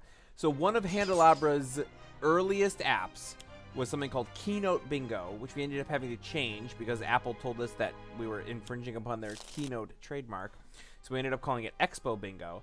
And it was this whole idea that, like, when Apple does a keynote, you set up a bingo square for, like, just one more thing, or, you know, auto-magically, or, you know, all the various things that Apple has in their thing. And so we actually made an app that would generate bingo boards for you to play during, you know, various, you know, keynote speeches. Yeah, it was based on what devices we thought might be announced and all that kind of stuff. So like Apple or E3 or Microsoft had one. It is since defunct, but that was absolutely a thing that we did. So yes, I will. We could resurrect it for Sentinels Live Bingo. Yeah, we could. We already have an app for that, but it is pretty outdated. It is. We'd have to modernize it. Yeah, there'd be quite a lot of work to do to modernize it, I think. It's probably still a 32-bit app. All right.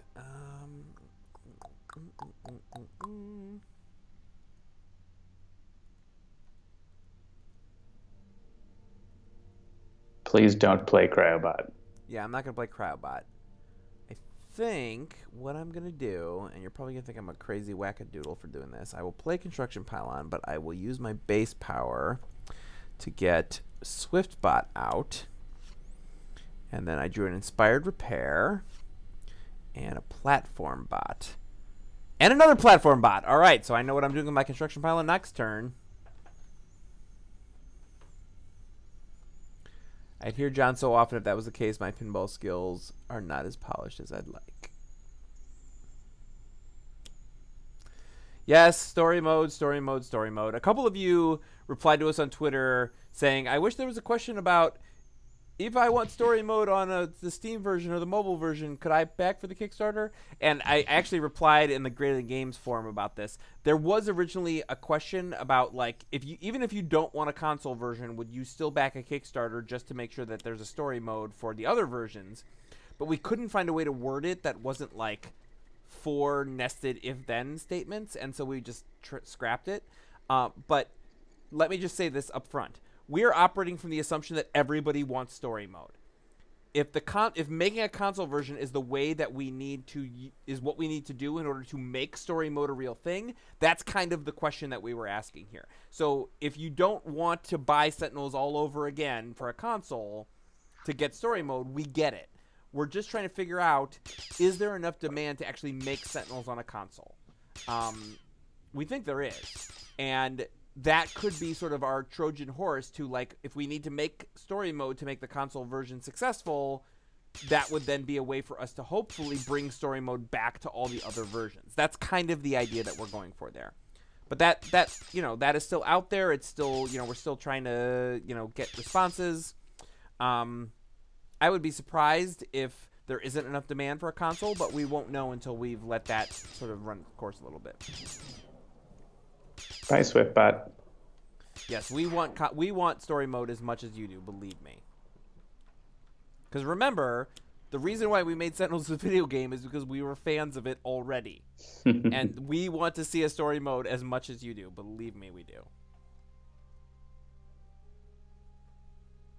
Take my money. Yes, Seamus Butler. All right. I suggest you let Chrono-Ranger do whatever he can to do as much damage as possible. All right. And win the game. Winning the game is so bourgeois. But you're probably right. All right, let's see. What can I do to do that? I've got the drum, but I still have nothing. I could get inventive preparation out. I feel like there's... see, this is why I don't play Argent Adept. I spend too much time trying to figure out what the hell I'm play inventive preparation so we can play Hunter and Hunted. That's okay. Fine. Great. Done. Like, I'm looking there going like, well, what if I Arcane Cadence? That might be an interesting thing. I mean, something might happen if you play Arcane Cadence, but there's a direct way to make him do a lot of things right now. So,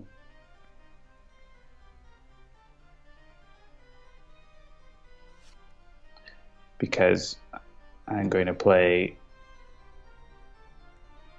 just doing my job, and we can all discard cards, and maybe we'll get another card for Chrono-Ranger to play.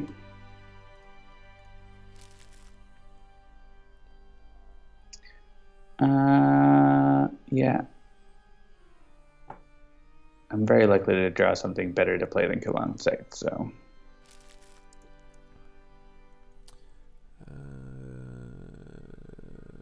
yeah.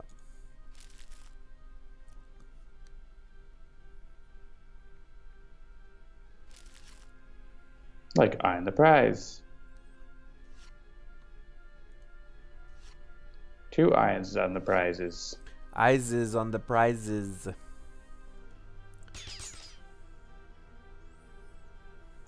Let's do that. For every 1 damage, I do 5 damage. I mean, I guess that's okay. It's okay.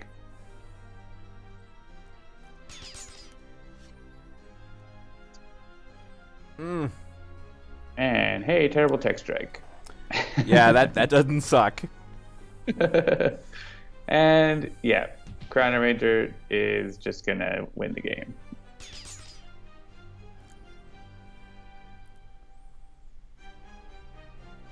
That is how Chrono-Ranger rolls. Thanks, Argent Adept. Masada.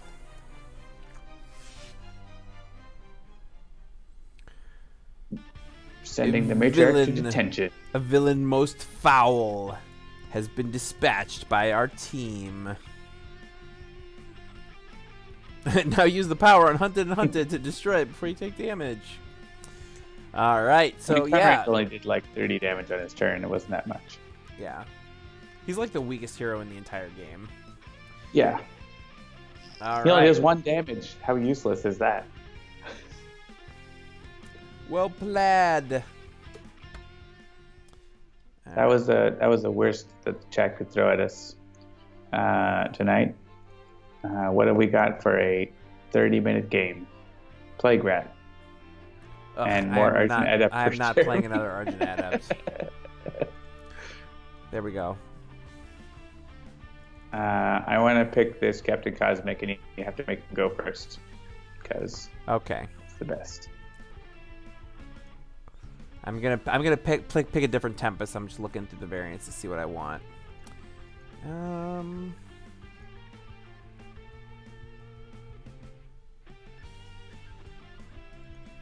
Yeah, I'm gonna do. I'm going Extreme. Prime Wardens. All right, so you want this guy to go first. That's right. So like this. Does that look sure. good? All right. So we got Plague Rat versus Extreme Prime Wardens Captain Cosmic, regular Prime Wardens Tempest, Extreme Prime Wardens Fanatic, and America's newest legacy at the ruins of Atlantis.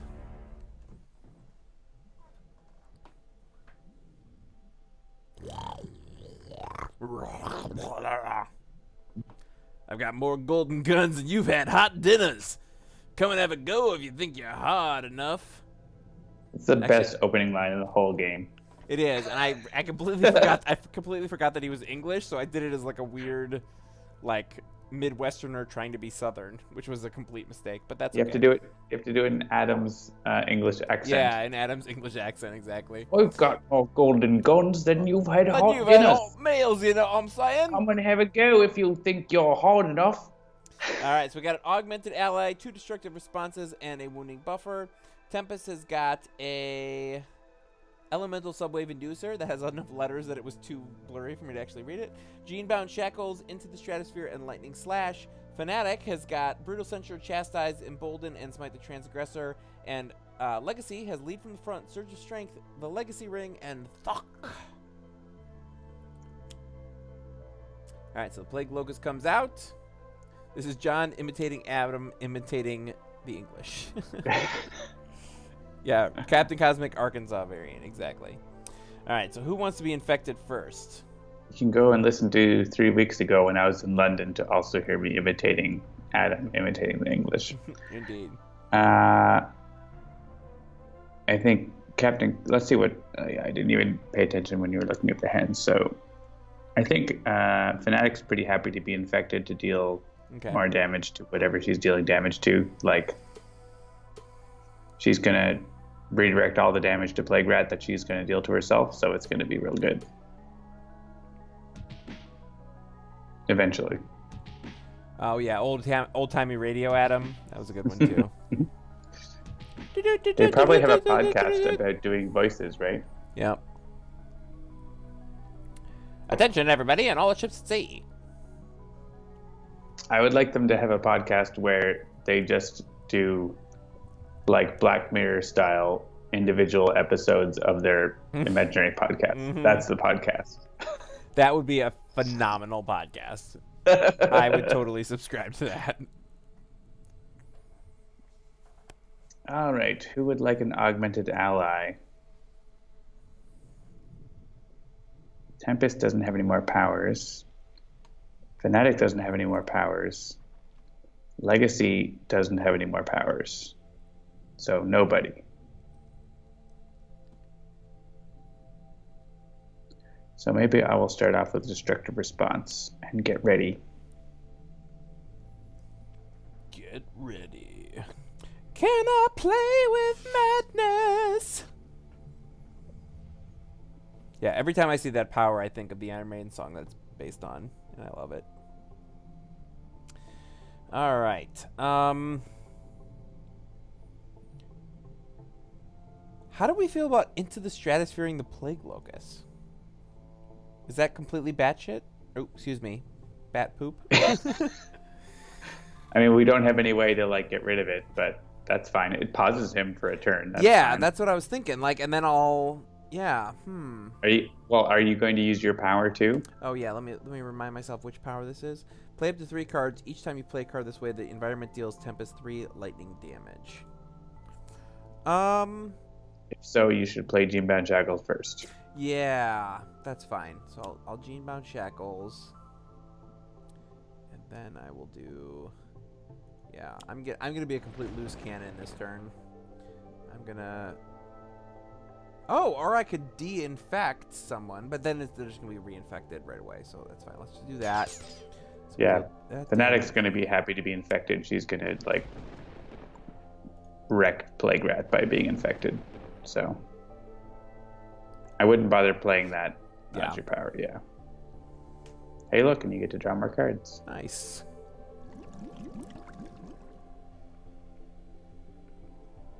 All right, still nobody has extra powers, so I'm going to Brutal Censure here.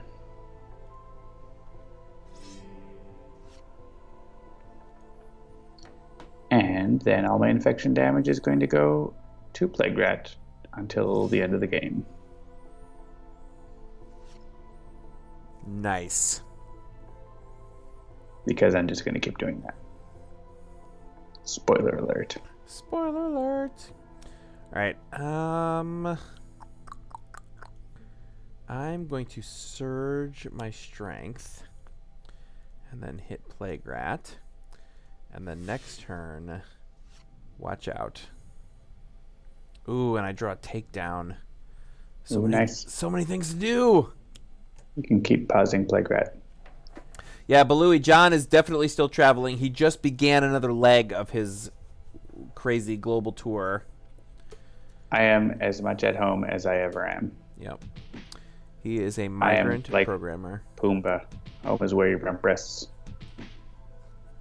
Like, as soon as we actually got back on our travels and, like, got here to Cyprus, it was, like, so familiar now. Like, it was like, oh, we're in a place that we're... Yeah, you're, like, in your 3rd year of doing this now. Yeah, like, we just have our suitcase and we don't have to worry about anything else. It's great. Like, it's really freeing.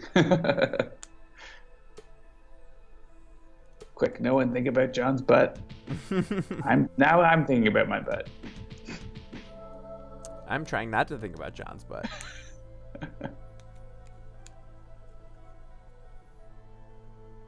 All right, we still don't have extra powers. That's weird. But so do I want harsh offense or do I want to start getting... Yeah, winning buffer is like a dangerous proposition in this match.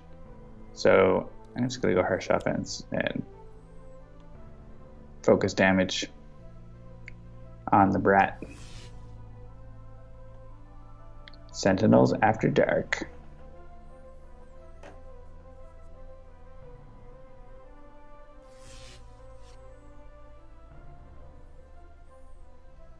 This is the extreme no construct version. Hey, there's a power. Grievous Hailstorm, Flash Flood, into Stratosphere. Hey, you could do the same thing again. So you're gonna get hurt a lot if you keep doing that. Yeah.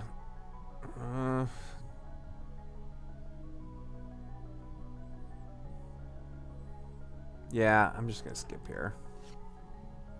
Legacy could play Takedown and then Tiger won't play a card. Or not. Hey, look, Plague Rat, get hit from infection.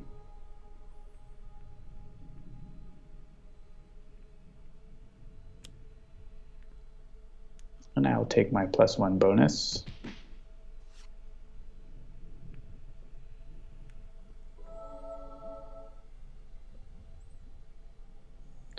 And keep attacking Plague Rat. Kill the spirit.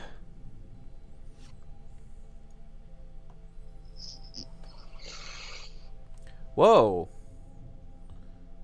My Young Legacy... Oh, there we go. Double-clicking it brought it back. My Young Legacy character card was all black. The question is, how much more black? The answer is none more black. Small little visual glitch there. All right. Yeah, I can't... Well, I guess I could take down, but I feel like... Let me read this again at the end of your turn. Yeah, you know what? I'm already dealing some damage. A takedown is fine. I would 100% play Takedown. Yeah. Like... Preventing the villain from playing cards. Yeah, my Surge of Strength isn't going to go anywhere, and we've got plenty of focus damage at this point, so...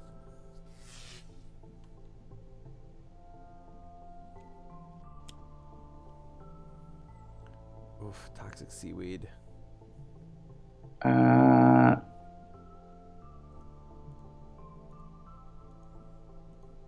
Do we have Environment Destruction? I don't think so at the moment. I have Flash Flood. Oh, you do have Flash Flood. Okay, then Captain Cosmic's power is not doing anything really, so yeah, just Flash Flood that.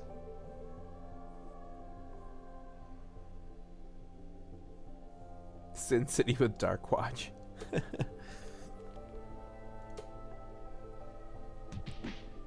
Setback played by Mickey Rooney. Nice. That's so weird. Sentinels After Dark.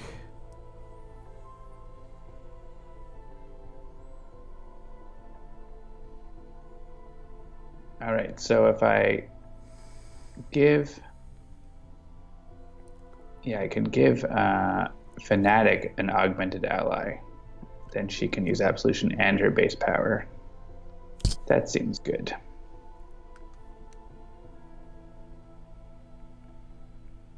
And I'm not going to use my power because it's not worth it.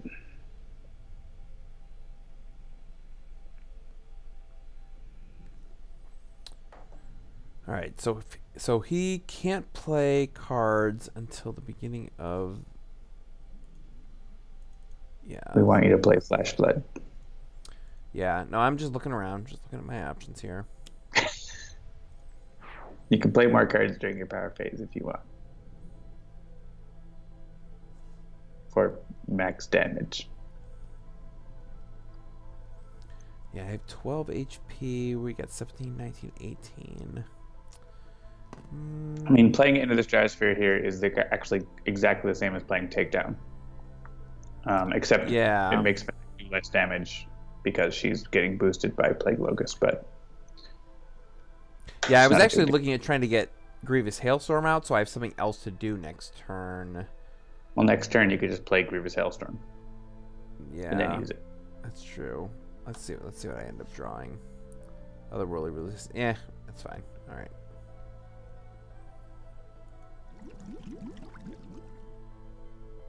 I will discard Chastise and use my base power.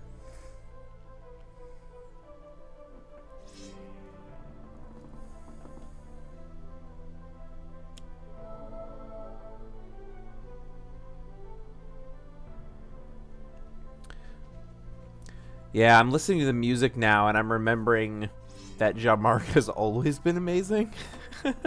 Yeah, this is 2014 vintage. Yeah, like this is old school music, and I always like to think like, oh man, he's gotten so much better over time, but no, he was always pretty amazing.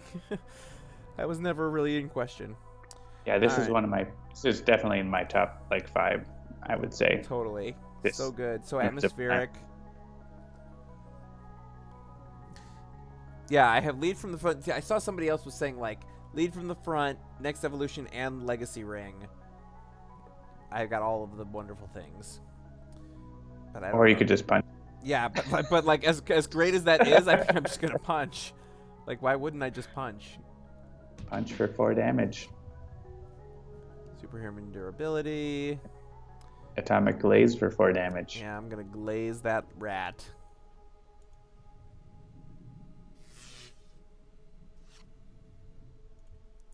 Valoui's favorite is Freedom Tower. Interesting. Good one.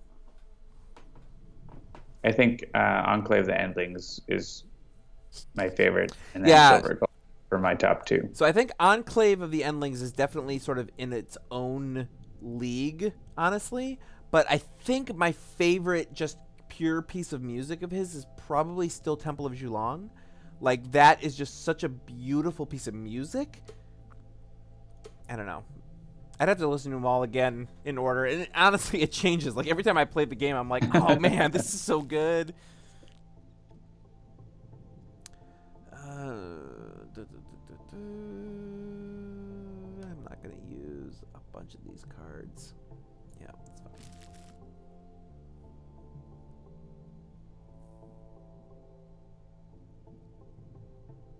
Hey, we get a damage boost. Are you ready to boost your damage by 1 more? Yeah, I can't use that, so I'll get rid of that one. Yeah, Matriarch's win theme is pretty great. All right, who's gonna get infected? Probably Legacy's Yeah, gonna do the most. Legacy I think is the best choice. Well, no, you're not doing. You're only doing one damage thing on your turn. But so is everyone else. So Legacy has more hit points.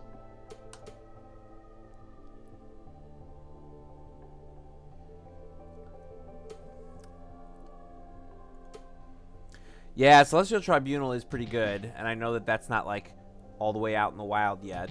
So you guys haven't heard. I don't think you folks have heard the final version yet. You've heard the like work in progress. Work in progress, and that'll be coming out, you know, when it comes out.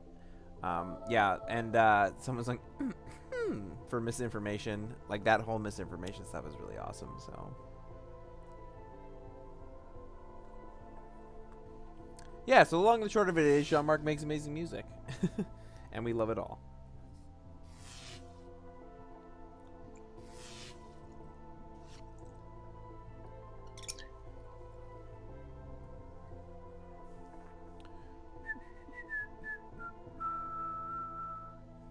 Alright, so no ongoings to get rid of.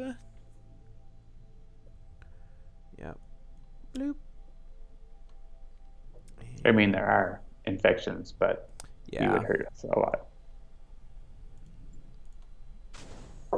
That's fine. I'll take 5 damage against Plague Rat.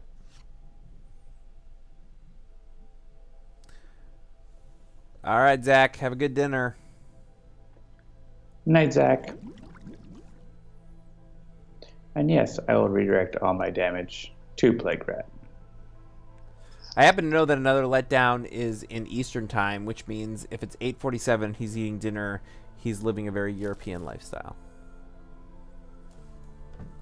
I remember when we visited Spain and we tried to go to a restaurant at like 6 in the afternoon because we had a 18-month-old. We went to Spain when our daughter was a year and a half. Our oldest, excuse me, was only a year and a half old. And like there were no restaurants that were like, dinner? 6 o'clock? What are you talking about? You have snack at 6 o'clock. You come back for dinner at 9-ish, okay? I don't know what accent that was, but it was something. Yeah. And that's just a small meal anyways. Lunch is the big meal. Right. Yeah, lunch is a big meal, and then you take a siesta for 2 hours.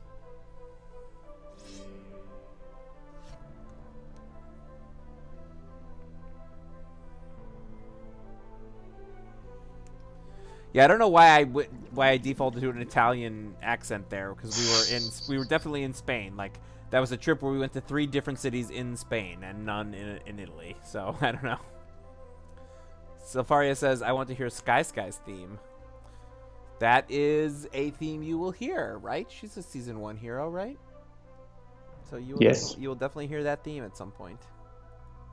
It'll probably have some tiny parts and some huge parts. And some normal parts. Yeah, that sounds like it would make sense. So you have Emboldened. If you want to play another power, you can use it. Oh, yeah? I Emboldened you. It's not going to stay for longer than this turn, but you have it. All right.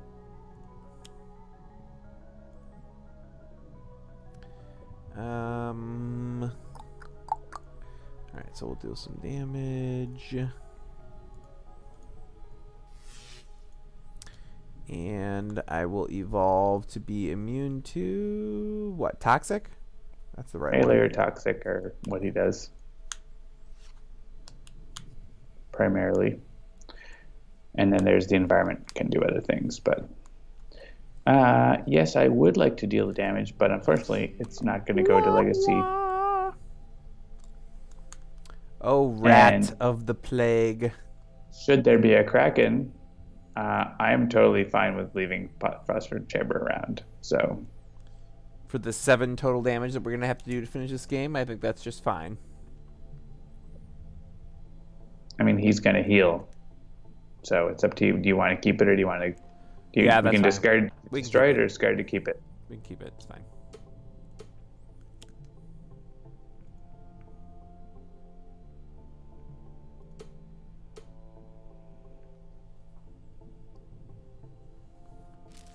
Ooh, Vaudeville Mario says, Rogue One is such a good Star Wars movie.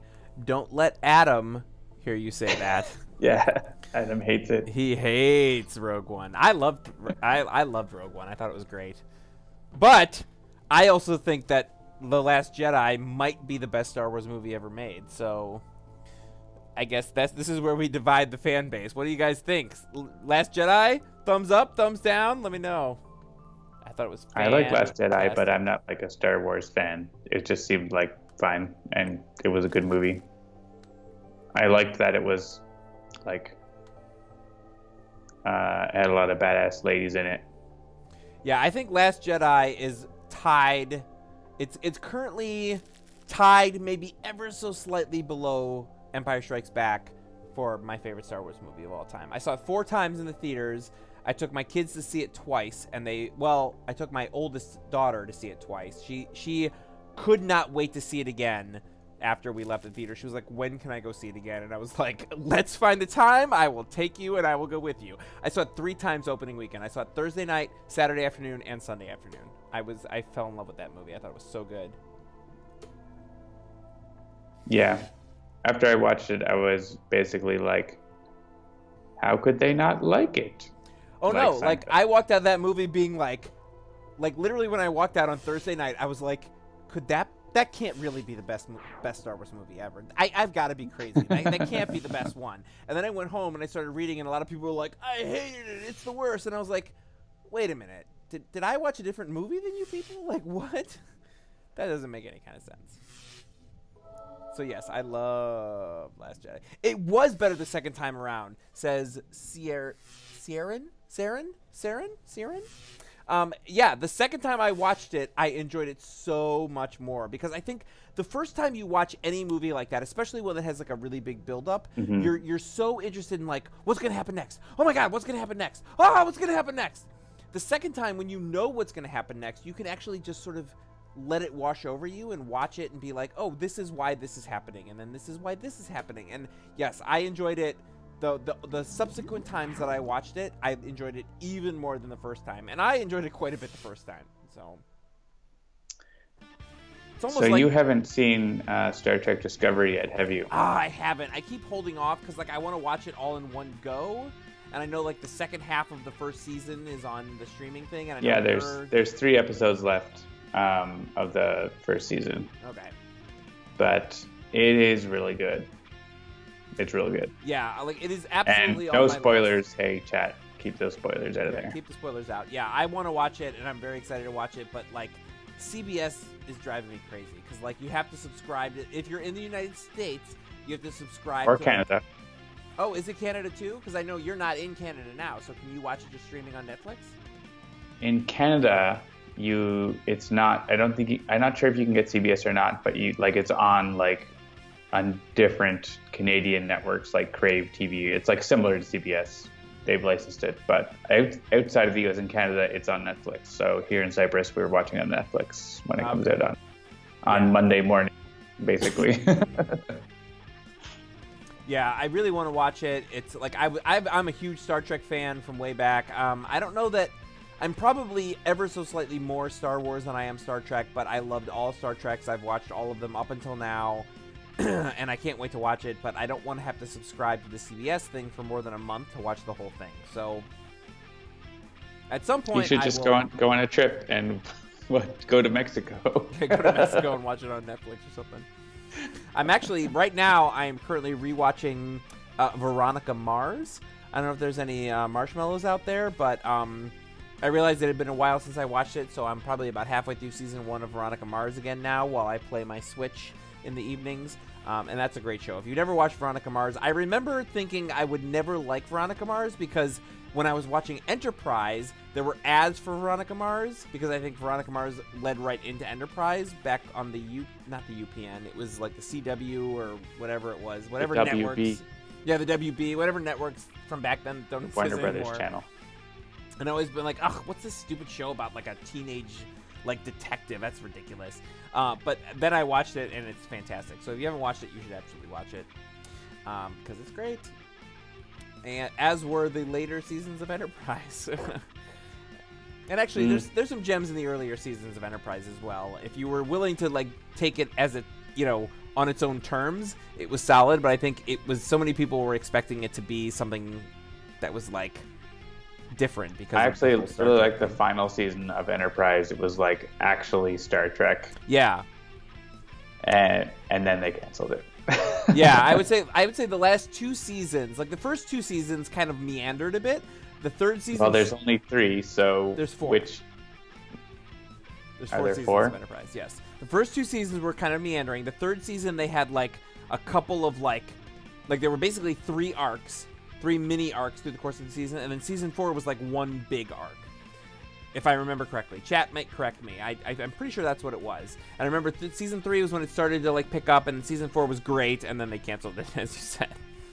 Well, season 3 was all about the Xindi thing, and season 4 was not. So I'm not sure what you mean the final season was an arc, because it wasn't. Oh, maybe it was season 3 was one big arc, and then season 4 was 3. Season 3 was like, hey, there's these guys who want to kill us, and we have to go stop them, and that was the whole season. Yeah, maybe that was season 3, and then season 4 was like 3 smaller arcs, but still like multi-arcs. Like, one of the seasons definitely had 3 sort of distinct arcs over the course of the season that were like chunked out by a bunch of episodes. So maybe I've got it backwards. Maybe it was 3 was the one big long, and then 4 was a couple. Welcome to Star Trek Live. Yes, exactly. Thank you, Take Walker. Season 4 was more episodes that were like, hey, like there's stuff about like a season that episodes that fill in stuff for the original series. Okay. And so there were some like small like 2 or 3 episode connected episodes, but like there wasn't like an overall arc for the final season. Yes, Take Walker, you absolutely should watch Babylon 5. But I came to Babylon 5 late. I may have acquired it through less than legal means, but I did watch the whole series. Season 1 has some rough patches, I'm not gonna lie, but the overarching story that Babylon 5 tells, you should, if you've never seen it, it's absolutely worth watching. I absolutely support that decision. I enjoyed it a lot. In fact, it's been on my list of ones to revisit sometime soon. Because I'm looking for another. I want to go back through one of my sci-fi series. Obviously all the Star Trek series are great. I've been kind of almost flipping a coin between watching. I don't think you can say all Star Trek series are great. Well, maybe not. They're not all great, but there's a lot of great stuff in all of Star Trek. Like I don't think any of the series are completely skippable, in my opinion. Oh, sure. Yeah, it's never too late to discover Babylon 5. Right now, I'm kind of in like this weird in-between where I'm like, do I rewatch Stargate or do I rewatch Farscape? Actually, you might notice I'm wearing my Farscape shirt. Look up and share in the wonders that I've seen. But all of those series are so great. Or Babylon, not Babylon 5, Battlestar Galactica. That's another one that I've been meaning to rewatch recently. Like, I kind of want to revisit that whole thing and sort of see, honestly, and not to go in this direction, but like the politics of Babylon 5 or Battlestar Galactica were so interesting. I would love to see how they land on me given our current political climate and how that might have changed, because I think there were a lot of things about Battlestar Galactica that were very of time, and I want to see how well they've aged. So anyways, all right. So back to Star Trek Live. Back to Star Trek Live. So, yeah, it's almost 9, so I think that's going to do it for another episode of Star Trek Live / Sentinels Live / Babylon 5 Live / Star Wars Live / all kinds of fun stuff. Sentinels in the Multiverse is the only cooperative comic book card game that you should be playing, in our ever so humble opinion. If you have got a minute, we would really appreciate it if you would check out this survey that I just put in the chat. If you're just joining us, please do check that out and fill out a survey for us if you would. Whether you're a fan of Sentinels or just a video game player or a tabletop game player, we would love to hear from you.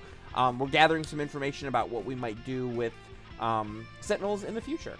So we would love to hear your feedback. I lost where I was. Oh, thank you for joining us. We do this every Tuesday night at 7 p.m. Eastern. If you enjoy the show, please do like, share, follow, and subscribe. Sentinels of the Multiverse is currently available for iOS, Android, as well as Steam, and always in good old analog cardboard and ink. And you can always find out more info about the game or download the free demo at sentinelsdigital.com. So thank you, everybody. I'm Jeremy. I am John, who grew up on the original series, but also loves Deep Space Nine. And yes, well, I feel like now I've got to say that, like, my childhood was watching The Next Generation in first run syndication. Like, every Sunday night, we would order pizza, and I would watch The Next Generation. So that's, despite the fact that I had seen some of the original series, like, that is Star Trek to me. So the original Star Trek to me is Next Generation, because I watched it when it was, like, every week. It was like, oh, what's going to happen this week? And I have such good memories of that. I watched Voyager when it launched on the UPN. I watched Deep Space Nine a little bit. I actually didn't watch Deep Space Nine first. I watched Voyager first, which is kind of a little weird, but it is what it is. I am only now watching TNG, which I never watched because it came out like basically over a period of my life where I didn't have cable. So I am now like, oh, hey, the Duras sisters. I know them from a movie. I didn't know they were a thing before. And like, hey, Geordi, he's real weird. That's crazy. Yeah, it's so interesting to think about how different people watch different things at different times. Yeah, because the original Star Trek was made in what's called first-run syndication, which means it was not tied to any specific network. They just made it, and then they sold it to whoever wanted to air it. And so when I watched it, TNG, I want to say was on CBS. Deep Space Nine, I think, was also on CBS, but then Voyager was on UPN. In Canada, obviously, those iterations of letters put together mean absolutely nothing. And so, yeah, it's probably a very different experience for you.